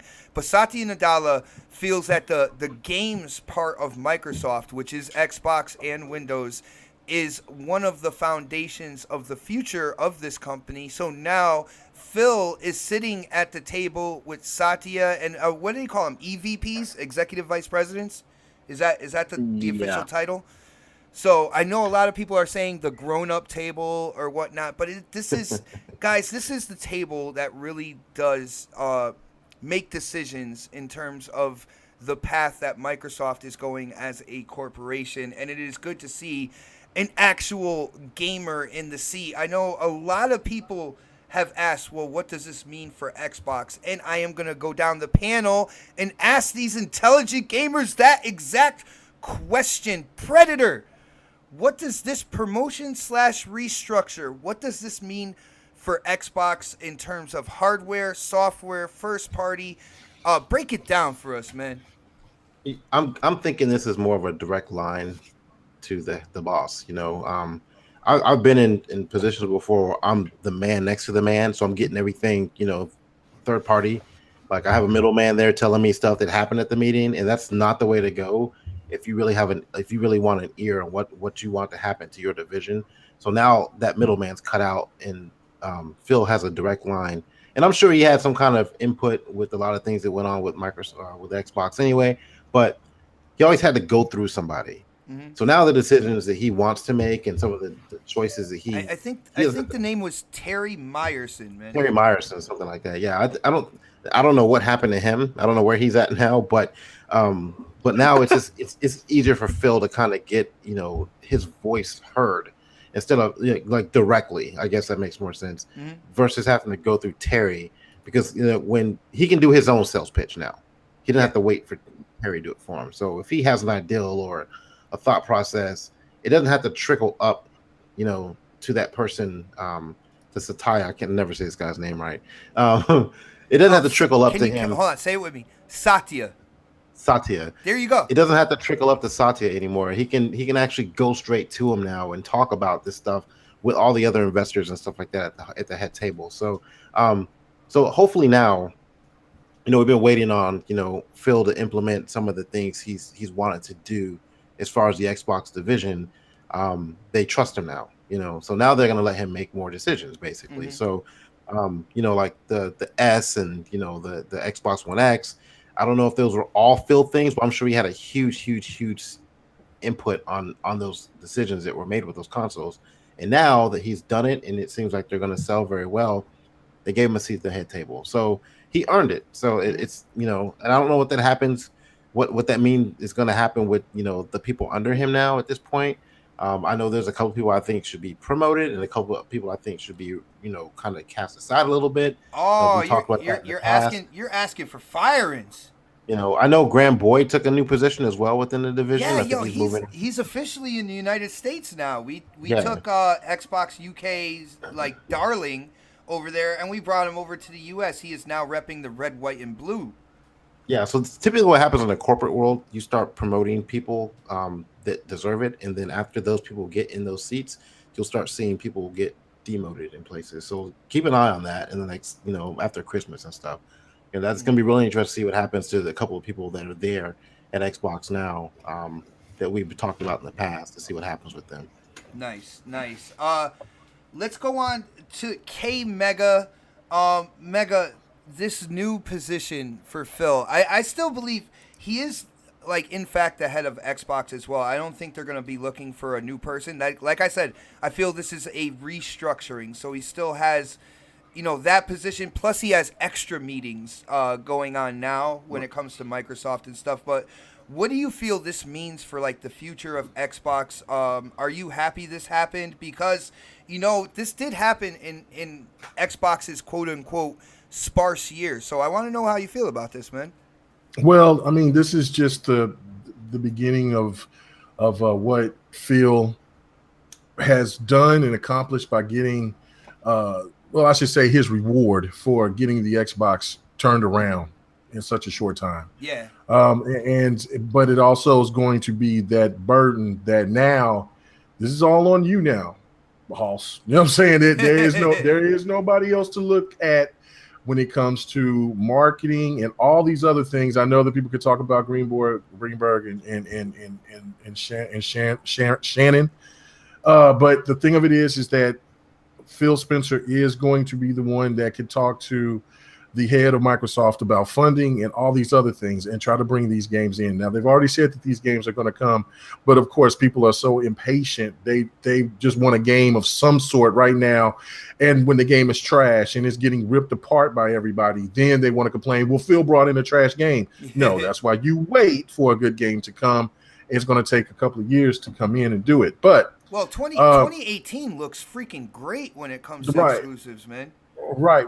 For the exclusives that they have and for the games that we don't know that they're going to have. And then, I mean, who's to say for whatever new titles that they're going to show at E3 coming up next year. But all in all, I think this is the start of, kicking out the Don Matrick era for sure, and getting in and letting Phil do his magic.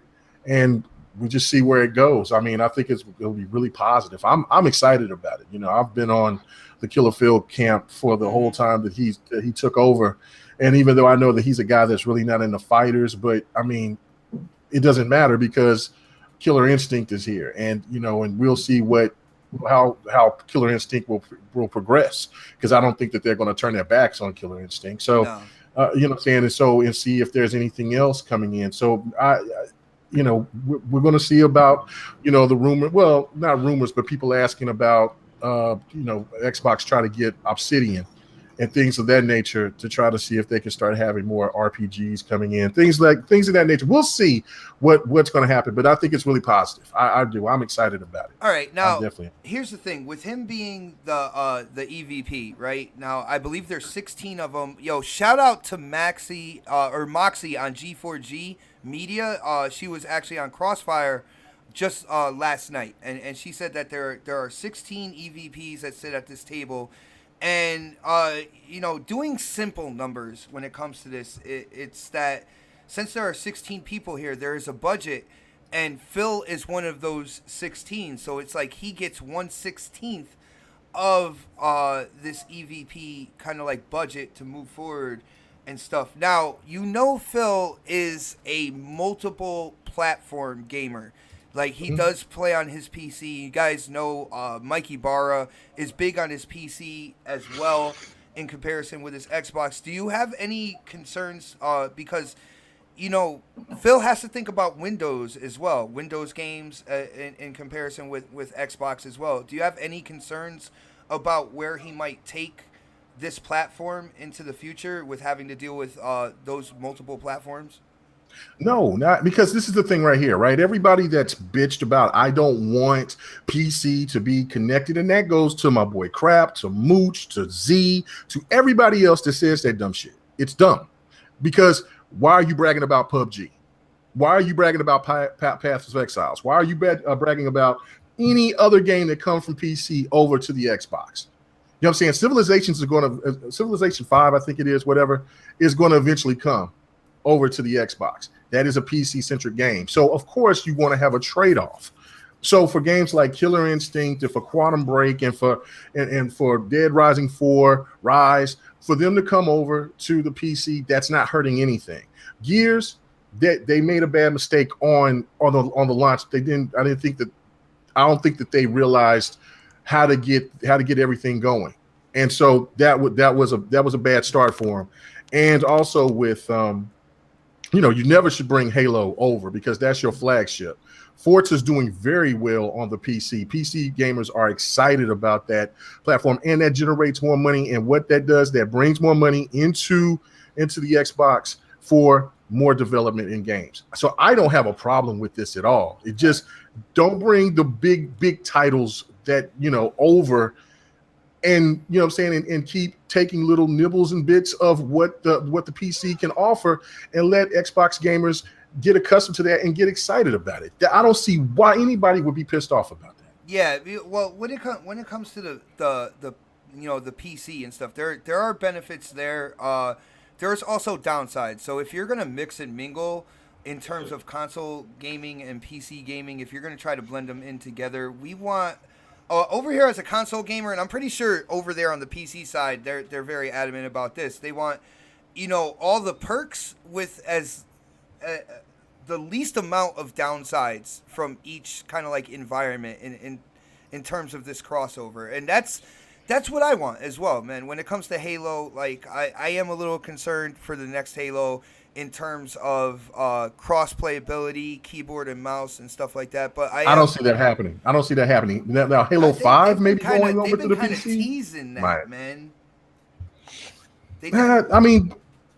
But do you really think that that's going to take? I mean, just look at the point that I was just trying to make about the Xbox One X and how so many people that really ain't into the gaming world like we are interested in the Xbox One X. Now one of those people ever brought up the thought of a PC to me. They got PCs. They could upgrade their PCs, but they don't want to do that shit. They just want a game console. So, you know what I'm saying? I understand where people get concerned about, when you have cross-play and things like that, you don't want to go against somebody with mouse and keyboard. Well, Xbox definitely has to fix that. But it's fixable. It's not like it's not, it's not like it's just, this is how it is. It's cut and dry, and you can't do anything about it. It's fixable. And if the fans address that, it will get fixed. If it's already not being talked about right now. But to say that I just don't want to have this merged, that's the negative attitude to have, because it generates more money for this platform. Yeah, definitely. I want to put it out there to everybody watching, to everybody who's going to check out this show afterwards. Anybody that follows this channel, and kind of like the things I say and stuff. I never said like hell no, just don't do this. All right, I am in a wait and see, but I am gonna voice my concerns as well, and hopefully, like K Mega said, there's things that are fixable. Right? There are certain ways that they can do this and have it be successful for everybody. And that's what I'm kind of looking and waiting to see. I'm just not going to say, oh, yeah, guys, this is absolutely great. Everybody get on board. Everybody be on that wagon right now. I do have concerns, but hopefully, Microsoft, Xbox, they listen to us and they take the steps that's needed to ensure that, the console environment has its own personality compared to the PC environment, which will have their own personality as well. And we kind of like meet in the middle in certain times, certain ways, and kind of mingle together. That's what I'm trying to say. I'm not trying to say just shoot it down completely or anything like that. So, right. And I think that like for Killer Instinct, that's what keeps those games keeps those games going and have longevity and have people to keep working on these games to keep them balanced and patched. Is when you add an element like that to where the Killer Instinct is going on Steam. I don't know if it's already on there or not, and it's got the crossplay capability. So when you're playing with somebody, they can't play Killer Instinct with a mouse and keyboard. They play it with the controller. Mm-hmm. And that's just, what I'm saying? Even if it's 1,000 or 2,000 or, what I'm saying? Or, whatever, 10,000 or less who bought the Killer Instinct, that's still 10,000 more sales than what they've had here recently. You see what I'm saying? So, I mean, it benefits. And one thing cool about this title, Killer Instinct, which, Mega, you keep bringing up, and it's something I feel that not a lot of people talk about, is Killer Instinct is a title that has actually survived through the whole resolution gate and all the bullshit from the beginning of this generation when it comes to the Xbox hate and stuff like that. That's how much of a quality title, in my opinion, that's how much of a quality title, a quality fighter Killer Instinct is, man. Right, and it's not even a full AAA game yet, and that's what I think a lot of people are ready to see. The next evolution of KI, like we need to get KI 2. You know what I'm saying? The 4 was awesome. It's great. It's still one of the best fighters this generation. But it's time to upgrade it and get it polished and let's see what it would look like as a AAA. And just for the mere fact that I'm excited. I think that we all don't like well, I can't say we all don't, but a lot of us don't like change. And we got to accept the fact that there's a big change going, and PC is going to be included in this. There are more PS4 exclusive games on the PC than there is Xbox games. You know what I'm saying? And they might make the excuse. Yeah, they might make the excuse of saying, well, it's third party this, third party that. It's still exclusive on that PlayStation 4 platform. I see these games pop up every time I'm going through there and looking up, and I'm like, damn. Well, should I? And I'll be wondering if I'm going to go and get this game on my PC or on the PS4. You know what I'm saying? And it's that's what's going on. So I'm like, nobody don't really address that. PlayStation is smart. They know, even though they're third party, that's still that's getting people to say, hey, look, I may, if I want to get a console, I might want to get a PlayStation 4 because all these PlayStation 4 games is coming. Mm-hmm. I understand that the Windows that Windows, whatever the hell that thing is, Windows 10 store, whatever, is not the best. So, you know what I'm saying? That might need to be addressed. But other than that, man, I mean, I think people just need to give it a chance and see where it goes. I got you, man. I got you. When we talk about, Phil Spencer getting more power, it is going to broaden, into the PC space as well because, like K Mega said, there's a lot of people out there when it comes to change and stuff like that. They're like, no, I want exactly the same. I know I've dealt with it in the Halo community for I don't know how long. Every time a new Halo comes out, people are like, but Halo 3. And it's like, dude, calm the fuck down. We're already at Halo 5. There's been a couple spin-offs. Calm down. Let it go. Like Pred said earlier. Let's go in and talk to the Don, who I believe is he's catering a small village. If not now, he is doing that soon while podcasting. He is multi-talented, but Don, what do you think about Phil's kind of like new title, the EVP, and what does that mean for the Xbox division, dude? Time will only tell, right? It's going to take a year, I think, the repercussions of this sort of change to reflect to gamers of what's really going on there. And that's actually being quick right there when you say a year. Yeah, I don't think Phil's going to waste any time. I think this move was to kind of, get rid of some of the redundancy, obviously that's there. Mhm. I think one of the things I've always said about Phil is I always got this. I don't know the guy. I never talked to him. No, you don't. Yeah. Hopefully soon, right? We don't DM one another, or anything like that. But Send heart emojis. no, nothing like that. But to be honest with you, it's one of those things that I always felt he worked well with other departments within Microsoft. One of the things that really first showed me that is, if you look at the X and the release of that, like all the tools are coming together at the right time of the hardware, if that makes any sense. Mm-hmm. And that's really hasn't happened within Microsoft. The X12 being ready, all the other moving components, the dev kits and where the dev kits are, the flexibility of what they did when they designed the machine, and obviously there's other people involved in that, right? But Phil's that puppet master, right? That coordinates all that stuff together. He also had the Xbox team work on a couple Surface projects, right, and vice versa. Yeah. So he works well within other departments within Microsoft. So it makes sense to have him there. You also talk about budget, right? And I don't, from a corporate level, I don't understand a lot about budget because I've been in corporate meetings before, but nothing that involved spending or anything like that. So I'm totally oblivious to that.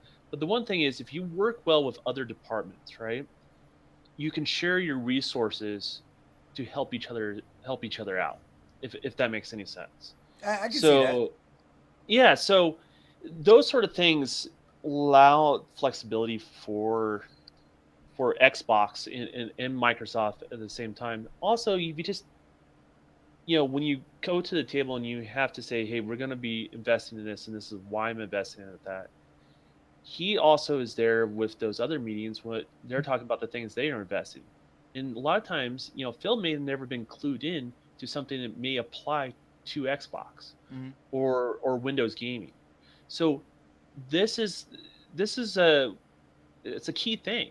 Like, he just has direct access. They have direct access to him, takes out redundancy, allows things to move quicker, allows projects to become bigger, even with the same budget or less of a budget. I am gonna say, like, I don't know this person personally, but the guy Terry that basically Phil was answering to before time. I've heard things even before all this that he had a really tight leash on that Microsoft wallet, and it was really hard to get funding for projects and stuff through him. So that very well may be possible, but there could be an important lesson Phil learned from that, right? That is true. If you look at K-Mega did some sort of thing on how much Microsoft made just in the games department, the Xbox department, right? And it's encroaching on what Windows makes, right? So Terry was just as much as part of that as Phil, right? You can't separate one because it's convenient. You know what I mean? Mm-hmm. And I'm not saying I'm a fan of Terry. I don't know who Terry is. I've heard all the same water cooler talk. I think that you've had Xbot, and regardless if Phil wants to spend more money or merge funds with different departments and work together on projects and stuff like that, I think he learned an important lesson about make sure you just don't waste money, and so that department can do well.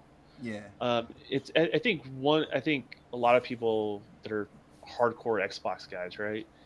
It's more about winning the mind share of people than it is actually being the number one selling or providing the best product to them as a customer, right? And I really feel as gamers we need to get out of that mentality, and when we do, we can start kind of understand where Phil's coming from. Phil's a shark. I mean, I think a lot of people want to say, hey, he's just a super nice guy, and I'm sure he is, but man, he's acquired certain companies that I don't think any other Xbox executive could have done. You take Havoc, you take Simply Gone. yeah, Simply Gone and all that sort of stuff. Those are type of things I don't think I don't think good old Donnie D was capable of pulling that Ooh, off. Zaire coming after you right now, man. Well, he can, but did he ever acquire anything that big? No, not at all. No, he did not.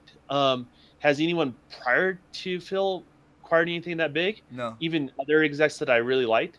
No, they did not. No, they did. There was guys in the past that did really good for the platform, but when you're talking about acquisitions like that will benefit, the Xbox division and Microsoft as a whole, like that. No, nobody who has run the Xbox division has ever done anything like that.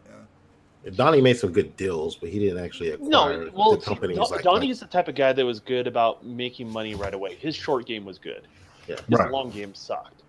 Right. That is what it is. Right. And we saw the repercussions of that. Phil's long game, I think, is really, really good, and he works well with others.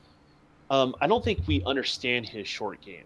And I think that really has to come down to how Phil looks at things like, active engagement and things along those lines. That's how they're basing their short game off of, is what people are doing, how they're engaged with it. Because I don't think Phil looks at it as, hey, I sell a console, that's a win for Microsoft. It is, but it's a small win. They look at it as how many times they're turning on that box, how many times are they seeing our store, right? How many times they're logging into those things. Are they engaged in that game? Are they able to, if they're continuously engaged, then they're most likely are going to do a microtransaction here or there, those sort of things. So he's looking at those sort of things versus like traditional gamers looking at MPD sales of hard copies, which are, on Xbox is roughly around 30 to 40% of their sales, right? It doesn't really show a big picture at all. So Phil gets it. Phil's pushing everyone towards the digital and making them happy about it. He's doing a really good job of what he needs to do and where gaming needs to go. And I'm excited for him just to be able to express his voice amongst those people. And I think it just also shows old brass is growing up, right? You take he's been there. He started, this is the thing. He started as an intern in 1988 and just has gradually climbed up the Microsoft ladder. And it's good to see somebody who has started from the bottom and look where he is now. Executive Vice President of games for Windows and Xbox, man. That's crazy. Well, it's not just him, right? We all know the younger crowd grows up with games, right? We're older and we play games, right? Mm-hmm. I remember growing up as a kid, somebody my age, they didn't play games. It was considered folk art, right? And you look at industry now, there's people on that board meeting that probably do play games, right? Yeah. They do understand. It's part of the conversation. That's culture in general and entertainment in general just growing up, right? And so I don't think it's just Phil. I think it's just other people on the board too get it. They understand it. They know it's a medium that people are engaged with a lot, and they're at the nexus of it. So Nice. I do want to say, with everybody who has been going all crazy about this kind of like I said, promotion / restructuring and stuff like that, guys. We're not going to see the benefits for a little over a year out, but Phil has already put things into place. If you look at this past E3, you've seen 42 games on the stage. You see the games that are coming out in 2018 with the Sea of Thieves, the State of Decay, the next Forza Horizon, Crackdown, all that good stuff. There is a lot of stuff to look forward to, going from this year into next year and beyond. And I think we're going to see more of a staple of what Phil has promised us, because he promised us a couple things. When it comes to the stigma of the hardware, he promised to fix that situation, which he has done and is doing. Once the One X is out to the public, I feel like that whole thing is done. Not only that, but they're also working on the next Xbox already. So in terms of the hardware and the stigma when it comes to power, Phil and his team took care of that. So you check that box. When it comes to the Microsoft executives and what they're looking for the future of games with Microsoft, Xbox, Windows. They wanted games to be played on multiple platforms in terms of PC, mobile, all that good stuff. Phil is working to get that all done. So you put a check mark there. And then he said was the development of first party studios. Now with him batting 2 for 2 already on a list of 3 guys. Just relax, everybody. Just stay cool. We are going to see this development of first-party studios. Not only the Halo, the Gears, the Forza, and Fable, which are key franchises to Xbox, but a development of new IPs and stuff like that. That's what I see. But we do have to talk to Dark Optimus because people in the chat think he is not here. Dark, what? It's fine. What do you think about this promotion, man? How do you feel about where Phil Spencer, like, he kind of started and where he is now, and what do you think this means for the Xbox division, man? Well, I mean, just to see where he started, as an intern, it's like, damn, he's done so much, at Microsoft to kind of, he's seen the ins and outs of Microsoft. He's seen people come and go there, and he almost kind of has the perfect fit for this type of role because I think him sitting right next to Satya Nadella, Satya can see that that Phil is gonna try to do whatever he can with Xbox, plus try to help Microsoft in their gaming department as well, with their, because they have their PC games as well. I think it's potentially a good thing.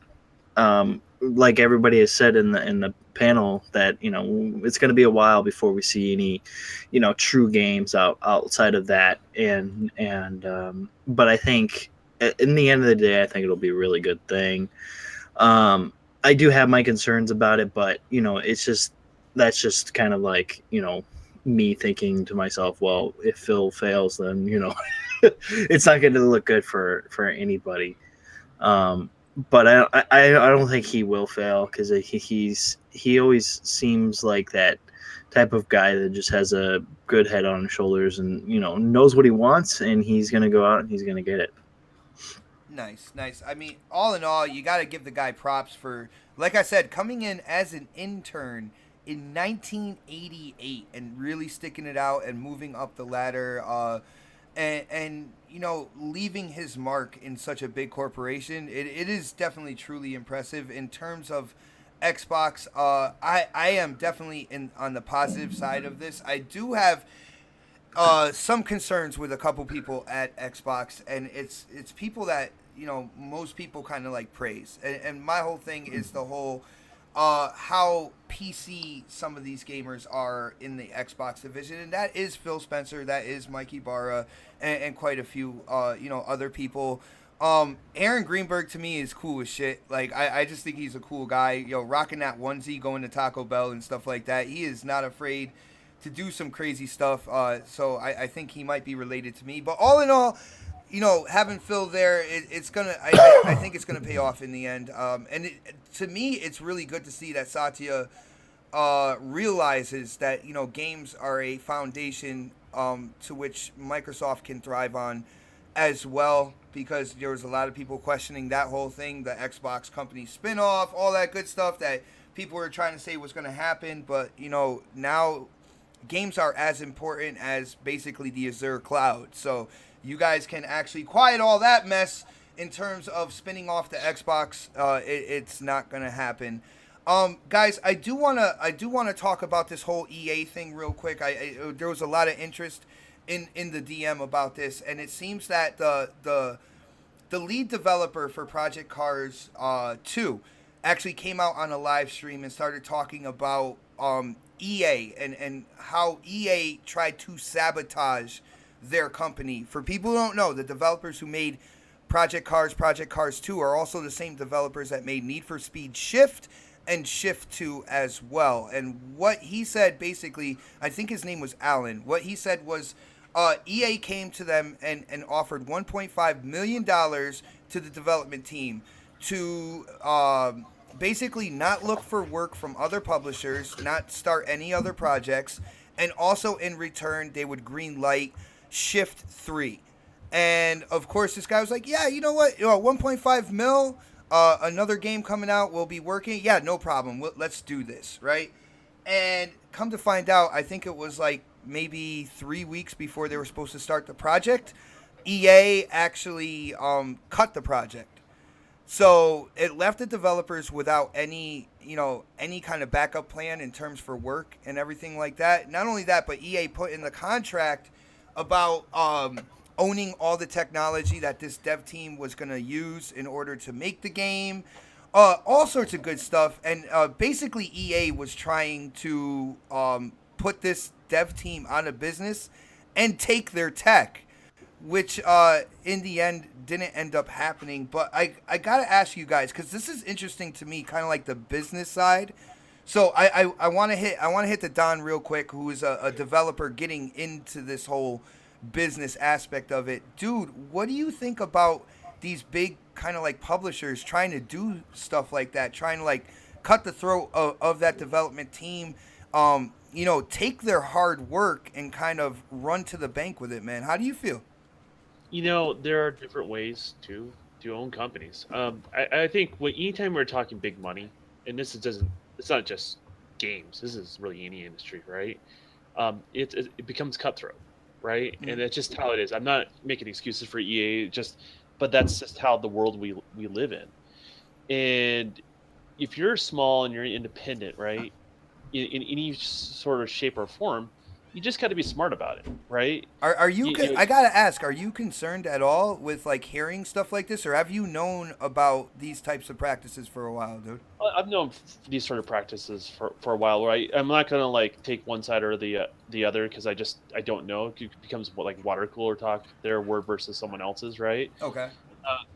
But I've heard probably 30 to 40 different stories like this, right?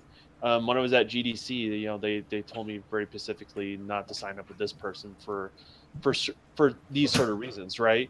And they weren't saying necessarily EA or anything like that. The publisher I'll leave them unnamed, right? But I've heard of these things over and over and over again, and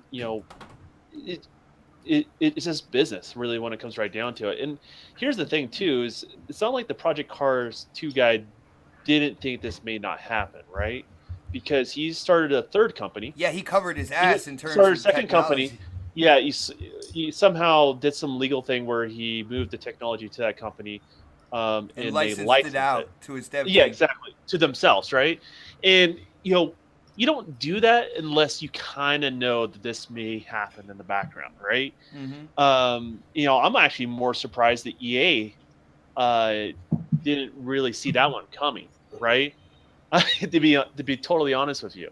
Yeah. Because he actually asked for that clause in terms of like technologies. Any third-party technologies could not be owned by EA, and they're just like, oh yeah, okay, no problem. Yeah, I can see where you're coming from with that, man. Yeah, well, any executive would have tried to verify exactly what's going on behind the scenes. Yeah. They it wouldn't take much to do that homework, right? In regards to that, so those sort of things, like, it's just going to happen. Like, and if you are signing big deals, you got to protect yourself as a talent in the industry. You really do. Signing non-compete clauses, that's pretty standard practice. That's not anything unusual. Okay. In regards to that, if I was going to sign on with any publisher, I would expect that. Yeah, why didn't they fight for any type of guarantee clause in terms of that title that they were supposed to have green lit? You know what I'm saying? I don't think there's any way to get a real true guarantee clause at the end of the day. And just because you have a contract doesn't mean someone can't be in breach of a contract, right? There's repercussions of being in breach of contract. But it doesn't mean you can't break it, right? Mm-hmm. It's kind of like a lease, right? You can always leave. Yeah. You can break a lease if you really want. There's ways around it, right? You're not getting your security back, though. That's for damn sure. Exactly. So it's those sort of things that definitely going to happen in the industry if you're a talented guy. These are the reasons why, like, when people leave companies, right? Like, let's take Cliffy B, for example, right? Super talented dude. Regardless if you dislike him or like him, right? But he wasn't working for quite a while, right? After he left Epic. And the reasoning for that, because he had a non-compete clause when he left Epic. Okay. And so you couldn't make a studio, you couldn't do any of that sort of stuff. So any idea you had, you just had to keep it in his noodle. That's just how that sort of stuff goes, right? And if you're a super talented person, right, like, there are companies that are going to be out there that may not want to compete with you, and so they'll throw you a bunch of money, and just from one person, they'll throw you a bunch of money in non-compete clause, and the next thing you know, 6 months later, you can't look for a new job, right? Because you have a non-compete clause. So I gotta say though, I do have to say, and Don, it is very, very interesting, like hearing your opinion on this, especially since, like I said, you're basically I know you're having meetings and stuff like that with people and whatnot, and I when I first heard about this article, it was like, oh damn, I wonder what Don's going through. But I'm glad you already knew about these practices. I do want to go in and talk to other people because, Absolutely. dude, the same day that they cut the project for Shift 3, they sent 4 or 5 emails out to key people on the development team like, you guys are unemployed. You can come and talk to us. Like, that was dirty. That's where you can get into a little bit of legal trouble, actually. So that sort of practice where EA kind of reached out to them, that's a bad move. Ooh, is something Next Gen would be proud of, man.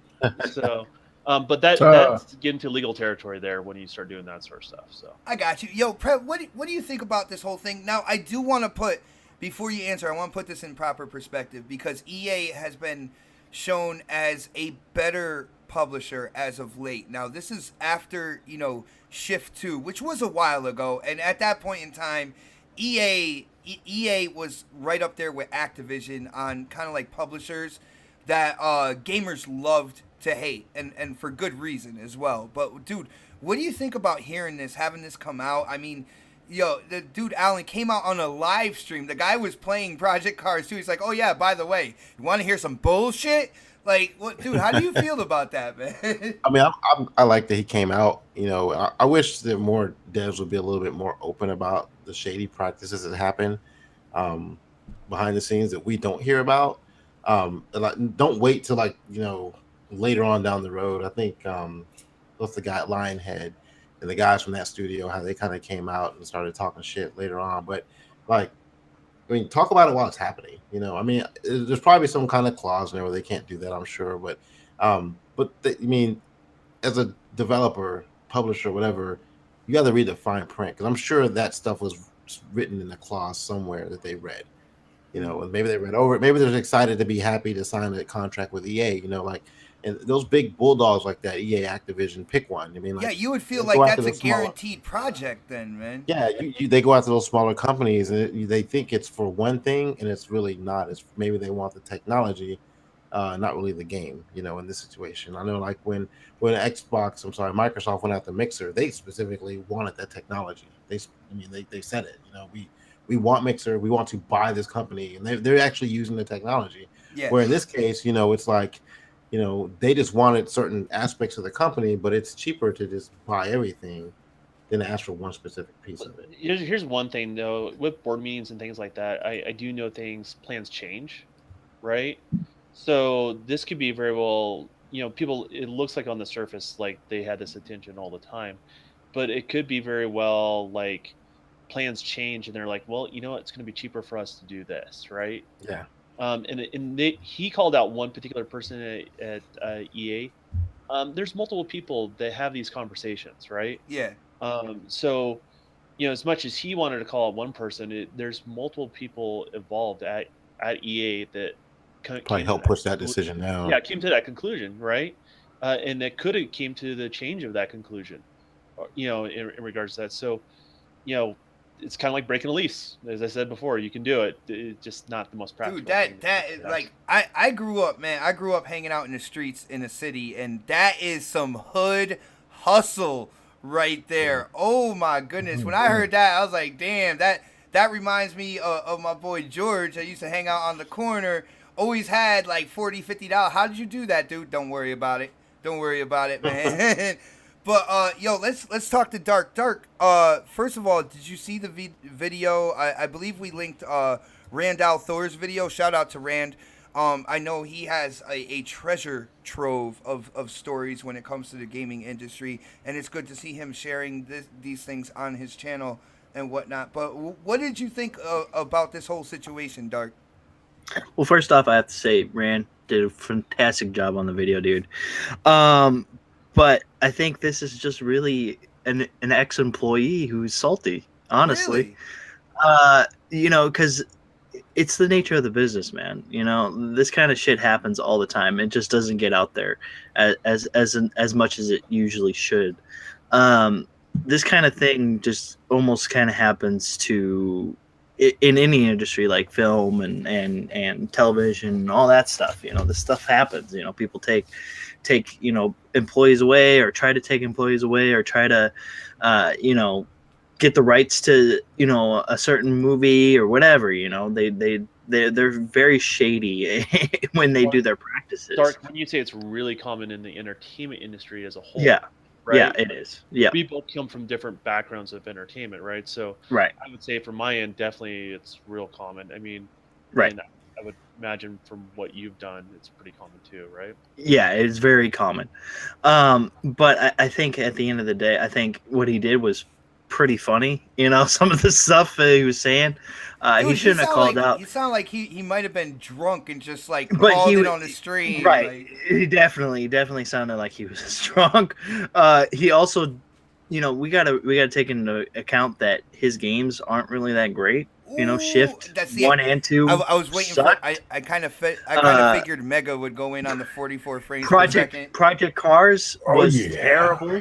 That game was horrendous when that game came out. Our boy Newark from Next Podcast Blood, man, he loved Project Cars, yo. Well, it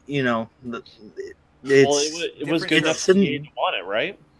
Yeah, I mean, it's a title that some people want, some people don't. For me, it was not in my cards at all. Dark loves some racers, by the way. Forza just has it all, man. And there's nothing that's going to take away from the king. But I think what he said. It was funny, but he shouldn't have never called out. What's his name? I forgot his name. The guy who used to be CEO. It's on the tip of my tongue, man. It's right there. It's right there. I would have to go back. I don't think he's still with EA, is he? I don't think he is. I don't think he's still with EA. I think he was a previous person. Yeah, like I said, EA has kind of turned their whole kind of persona around, and this is a story from back when. We'll exactly. As back when, Exactly. And I think EA has changed a lot of their policies. They've changed a lot of the way that they do business with a lot of these developers. And I think, it's almost, because if they didn't, I don't think they would have the rights to a lot of the things that they have now, especially with Star Wars and things like that. So they kind of had to go back and change what Disney cutthroat as well. They might have been like, yo, Disney is cutthroat. Recognize cutthroat, man. Here's the game. They may be about the kid movies and things like that, but they are very definitely very ruthless over there. Yes. Yeah, definitely. Well, let's get to the coup de grace here. Mega, what do you have to say? I know I think we kind of were raised in a similar way, man. And I don't know, do you see what I see? When I saw this story, I thought, damn, that is some hood hustle in the gaming industry. What did you think, dude? Man, it's just corporations, big corporations that has money, that has power, and they can do pretty much what the hell they want to the little guy. I actually commend that gentleman on being smart enough to hold on to his assets and not let EA take it. That was slick shit was foul. Right there, man. That was real slick. But again, I kind of agree with Dark a little bit, just in the fact that he do sound disgruntled. Look, it's over, it's done. You know what I'm saying? You kind of just look at it like, just say, hey, look, man, I'm not going to work with EA, but he went into this whole spiel. I mean, and the sad thing about it is, yeah, people are going to look at EA and say, oh, those dirty bastards. But whenever their favorite EA title comes out, they're still going to buy it. They're right in front of the line, waiting to pick it up. So it's not going to change anything. And at that time, if you think about it, EA was in a struggling position. Like, I mean, Shift was, Need for Speed wasn't the same. Shift was not a very good game. It was boring. Mm-hmm. Everybody knew. I guess they was trying to take a little piece of the pie for what Gran Turismo was doing back then because it was so successful, but it wasn't. It's not the same. You can't take a arcadey racer and try to make it into something, like Forza and GT. So, what I'm saying? It just, so it died on arrival. I think maybe the first one may have sold decent. They had decent scores or whatever if people are interested in that trash. But again, it's I mean, just look at Project Cars. It looks beautiful, but it drives horrible. The first one, it was just so bad to drive. And look, I commend Newark to going through the battle. And for anybody else, I bought it on the PC, excited. Kept trying to play it. It just wasn't working for me. So I just wasted like $30 getting it at that time. Now I think the game is like $3. You know what I'm saying? So, I should have just waited. But, it is what it is. And I am proud that, well, not proud, but I'm happy that Project Cars 2 is going to be better. It's going to be more enhanced. But, man, that 44 frames per second is abysmal. Look, man. I saw you in the DM. I know you were waiting on that number. Trash, piss water. I've said I'm not all about the frames per second. Everything's got to be 60 frames per second or death.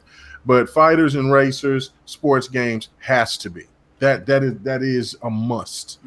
And you cannot sell me on a game for $60 or more and say that 44 frames per second is going to give me a fantastic racing experience when you have the other two racers out there that's going to be Horizon 3.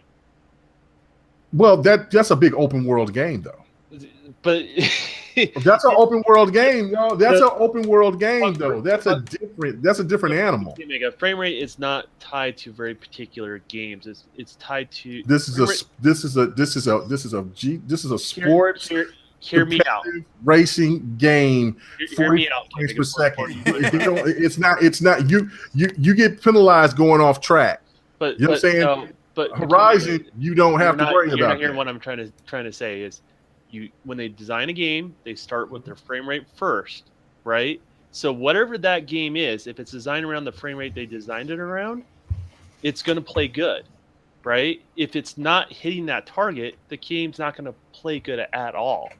And in the case of a 45 frames per second game, it's not matching the refresh rate of your television, so it's going to have screen tearing and all sorts of other stuff. So that game was either designed around 60 frames or it was designed around 30. But it's not really hitting good feedback, regardless of which one it is. Right? I get it, but it's not making me want to get it. I don't care. I understand that they want to have their frame. I get it, Don. I get it, but that's no excuse for a racer, especially if it's an open world. Right? Okay, like let's say if it was like The Crew, where you pretty much can go anywhere, 30 frames per second. I'm not tripping. I'm not. Because I get that there's a lot of real estate that you got to go over, and if you want to see the cars going by, you hit fences, and you don't want to just drive and all of a sudden hit a wall out of the middle of nowhere and there's nothing but open field. Yeah, I get it. I get that. But you're talking about it's in the same realm as GT Sport and as Forza 7. I'm not buying it, and that to me, you know what I'm saying. And the game is not. It's going to look fantastic, but it's not going to look better than Forza 7. We do have a Newark NJ sighting in the chat. What is going on, bro? Project Cars 2 is dope as fuck. Got it for the PS4 Pro enhancements, and we'll trade it for the Xbox One X version later. Yo, shout out to Newark, man. Thank you for joining us, dude. I do have to say, I think we just gave birth to a new show. It's called The Dev vs. the Gamer.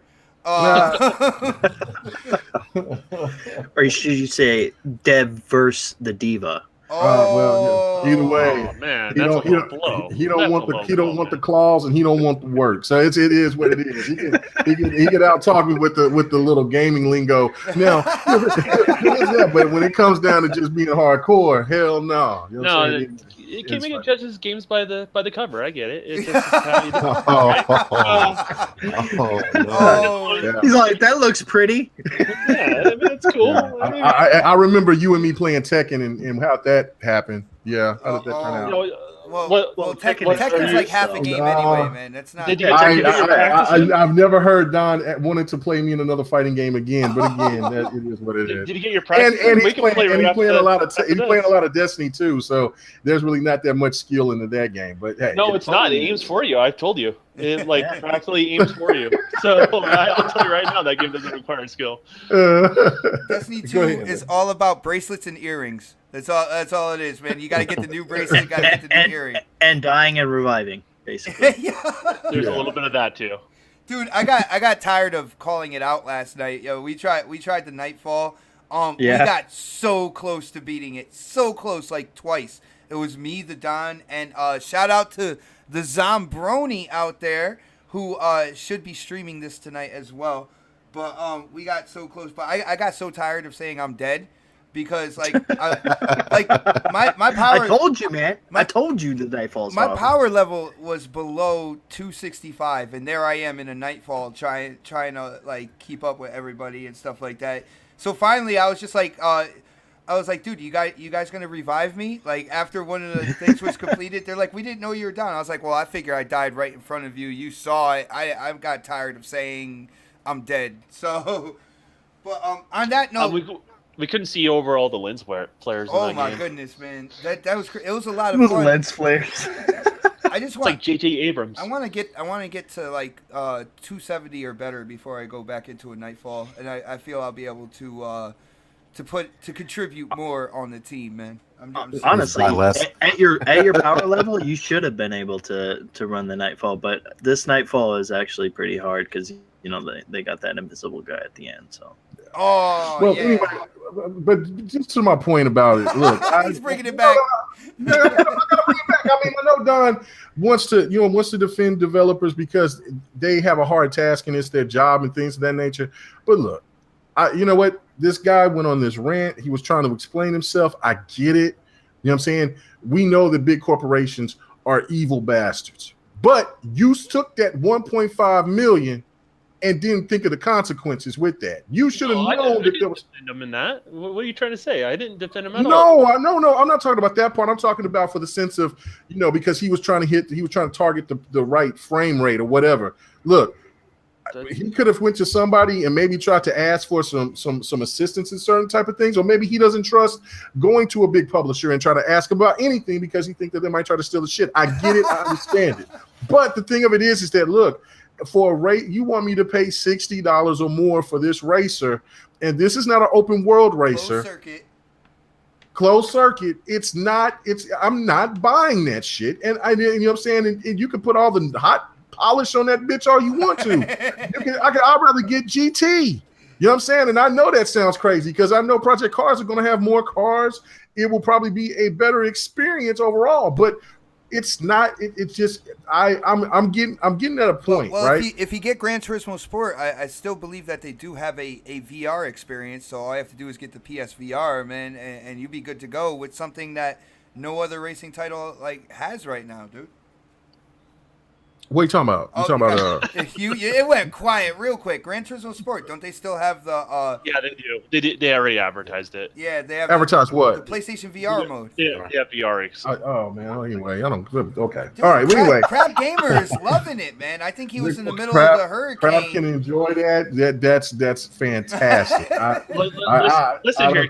I think you're misunderstanding what I'm trying to say. What I'm trying to say is we shouldn't be judging a game by its frame rate or its pixel count. You really shouldn't, right? No. You should be judging the game by how it plays and what you get. I mean, that's a fundamental. But that's the thing. This is the second iteration. The first one was a horrible experience. Yeah, no, I got you. You know, Okay, you have, all right. you, You know what I'm saying? you're fine there. What I'm And- saying and- is we can't use the frame rate excuse as one of those excuses. Okay, Yeah, Don. that's where I'm going with it. I put the game on 60 frames per second on my PC, Mhm. and the game drove worse. Like it was bad. It was unplayable. Like I'm like, you know what I'm saying? Like I said, I'm starting to drive. That little white motherfucking car just going everywhere. I'm like, I'm not even touching on the fucking gas like that. That's ridiculous. And they said that they want to address that's a that. different That was thing. the What I'm problem. saying is we can't be judging the games by frame rate or by pixel count. That's just not what it is. It's how it plays, right? So you fundamentally told me when you played around with on your PC, it fundamentally breaks the game. I would agree with you. Then that's not good. And if your machine is capable of hitting those particular targets, there's nothing wrong with that. Having that opinion. But what I'm saying is, if a game is hitting what it's supposed to, right, it plays well. Like Forza Horizon is a perfect example. You can throw open world, you can say it's closed track, it doesn't matter. That game plays well because they designed it to play well at that frame rate, right? So it's the same thing with this. If it's designed to run a particular target frame rate and anything more than that is just kind of gravy and it can't do that correctly, then sure, it's a problem, right? I'm not giving them an excuse or anything like that. Don't take it that way. I'm just saying we should steer away from the frame rate, steer away from Don't the take pixel it count. personal. I ain't taking it personal. I just was just like I'm not. I mean, if the one thing about when you buy entertainment, even if it's a movie, if it's music or a video game, it's that experience. You want that fun, excitement, that experience. Exactly. And the experience that I've gotten left a bad taste in my mouth, just like Destiny, and that's why I don't got Destiny. It's the same reason. And so it's for me is that I'm not going to pay $60 for this game. You know what I'm saying? Because they haven't truly addressed the problems that was in the first. And you're telling me the frame rate is going to be lower, and the game may perform better, Don. I get it, but it's still, to me, it's just more the thing. Like, okay, what is the deal here? Where you want to you should have just kept that company should have just kept bringing Ridge Racer back. You know what I'm saying? Where's Ridge Racer? I want that. I want that. I don't know if they were the ones that made Ridge Racer, but Namco is. It's because Namco is behind it, but is the publisher. But you know what I'm saying? I'd rather have Ridge Racer. Give me some of that. I got you guys. I think when it's all said and done, because we were talking about like what EA tried to do to kind of kill this development team, take their technology, take their key members, and move on. Like my whole thing with like I said, I grew up in the streets, and it's amazing to see how the corporate world, you know, as you go up the ladder, it's not so different from the bottom to the top, man. The cutthroat is the same. Oh, it's worse. It's worse with them when you got assets, you got more money. stakes involved in it. Yeah, it definitely comes off as worse. But the fundamental, the structure of the deception is still there. Oh my goodness, man. But on that note, we did run a little bit long. It's been kind of a trend the past like 3-4 weeks or so. But I blame K Mega all day. Nah. I think it's what it is. It's just we're very opinionated gamers when it comes to the topics. I do love like. I want everybody to get their opinions out there and to be understood by everybody who, you know, checks out the show live, but everybody who checks it out afterwards as well. And you know, there's a lot of times we do have a lot to say. I don't want to put like a time constraint on that and have people not really get their opinion like fully fleshed out on the show. And I think it was a great show tonight. But we gotta do the outros like a 40-year-old with a comb over. We gotta get those plugs in. And we'll start with that pink chinchilla wearing fool for the night. The guy who is late to the show, Dark Goldblum. Why don't you tell them where they can find you, what shows you're on, man? You know the deal. Well, first off, I was saving the world, so you're welcome. No, you guys can find me on Twitter at Dark Animus. You can also find me on Xbox Live at the same name. And you guys can check me out every Thursday night on the Quest podcast at 6 p.m. Pacific, 9 p.m. Eastern. You're supposed to say And you guys Easter- can Easter find me first, here man. every Saturday with hanging out with you fools. Dude, this past Thursday, I gotta say it was fire with Yukon and that other Yeah, guy, man. that other guy that was kind of a special guest. I forget his name, but I think his name is Xbot or Ponybot448. oh, he maybe? is a fraud. That dude is He's a a fraud? fraud. Or like I like to call him, Sinead Ponybot. Oh goodness! Mm. Oh goodness, man. Well, dude, it was I was very very happy to see you on. I'm glad you made it, man. You know, Yeah, sometimes saving the world is hard for certain people, but when you are the love child of Jeff Goldblum, you can do it in a matter of minutes. So, Well, dude, you know, you gotta, save the world every weekend. So, all right, man. Well, I can't wait to see you on time next week. That's all I gotta say. Anyway. That's a hint. Yo, Predator, you got the new icon, so obviously you've been talking to Jay. What is going on with your Sunday show, and definitely know where people can kind of like follow you on Twitter and stuff like that as well, man. Sunday mornings, man, right before Mooch and Crap, about an hour before the show starts. That's when mine's starting. Still haven't decided on the name yet. Still working on Jay with some graphics, but he did hook me up with a fire ass graphic that you guys see now. Outside of that, I'll be on Destiny 2 tonight. Maybe a little bit of Ghost Recon PvP. So join me there, Predator_HOS on the Xbox, and find me on Twitter. And also make sure you guys follow me on YouTube. Nice, man. Very professional, to the point. And I can't wait for this Sunday show. I think you got a great time slot. You are a YouTuber that gets straight to the point, puts the facts out there, and I see nothing but good things for this show when it does kick off, man. Thank you. No doubt. K Mega, man, like Mega Man. I did it, guys. I knew it was coming. You didn't do it at all last week either. Yeah, dude. Mega, we kind of lit a fire under you when it came to the Project Cars on the last topic. You had a lot of great opinions all the way through the show. Break out that scroll. Let people know where they can get entertained by the K Diva, and also where to follow you, man. You can catch me on my channel. I think Mega he's taking mental 405. notes. Like, yo, my bad, Mega. But I think you're taking every time I say Diva, you're like, like it's another check. So like 5 times this week. You know what I'm saying? Yeah. You could check me out on my channel at KMega405. Appreciate the subs and the support that I get, man, because even when I don't make videos all that often, sometimes like this week, I didn't make one video. I didn't even do GRG this week, but I was just, still get support from all you guys. And I love my haters. I love them because I know that I'm on your mind. So I just wanted to let you know that. Thank you so much. Also, you can big shout out to Intro Media Gaming. Get that out the way first. Wow, that was first. Yeah, I know it's first. Intro Media Gaming. Definitely give a big shout out to the GRG podcast that comes on Friday night after Crossfire. The multiplayer, the wildest podcast ever in life. And then here, of course, you know what I'm saying, and then BGST, the big daddy of them all, man. You know what I'm saying, and just happy to keep doing it, man. Just gaming, just loving everything. Hey, man, I'm a fan of The Walking Dead. I cannot believe how good that Telltale's games, those games are. I didn't know. I've been at them for years. Had them for years and hadn't had any idea. And I just said, you know what?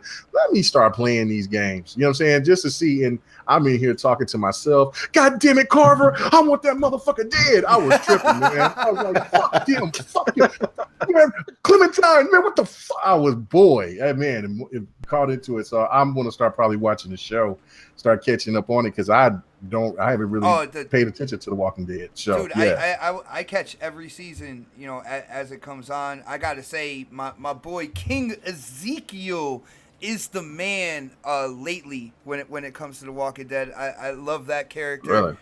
Going through with the tiger. Yo, he's so badass, man. He got a tiger that knows not to attack him. So, that's wild. Yeah, that's crazy. That's wild. So, yeah. But, yeah, no, I'm just being a fan of that and just gaming and everything. So, man, appreciate you guys coming and checking us out tonight, man. Nice. And it's time to kiss the ring, man. And if you don't know where to kiss the ring. The Don will tell you. Don, why don't you let people know where and what you've been up to? Happy Little Polygons, what's going on with that? All that good stuff.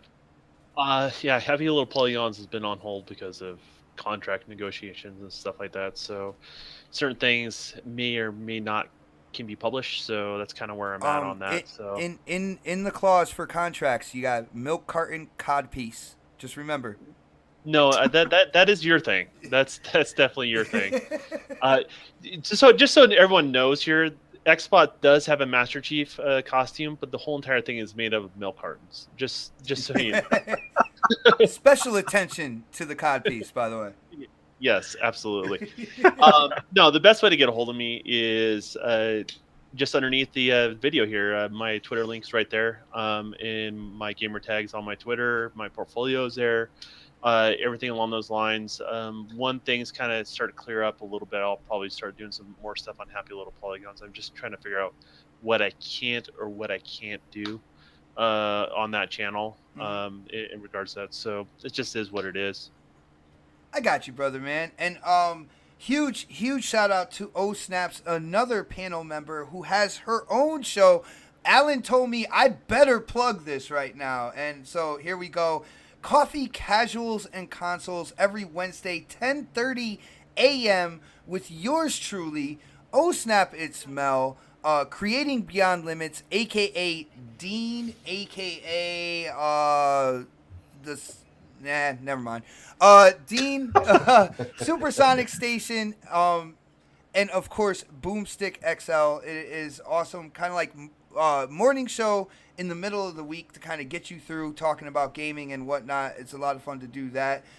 Guys, if you're not subbed to this channel, definitely subscribe. I have some new things in the pipeline, new shows and stuff that I will be tweeting about within, this next month or so.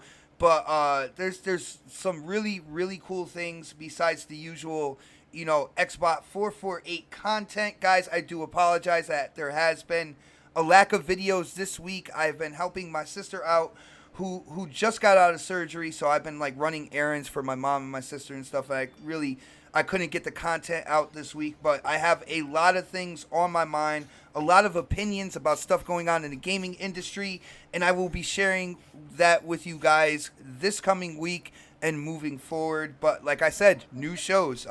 If you don't follow me on Twitter, definitely follow me on Twitter at Xbot448. But the gamers gotta get the controllers in their hands. It is Saturday night, guys.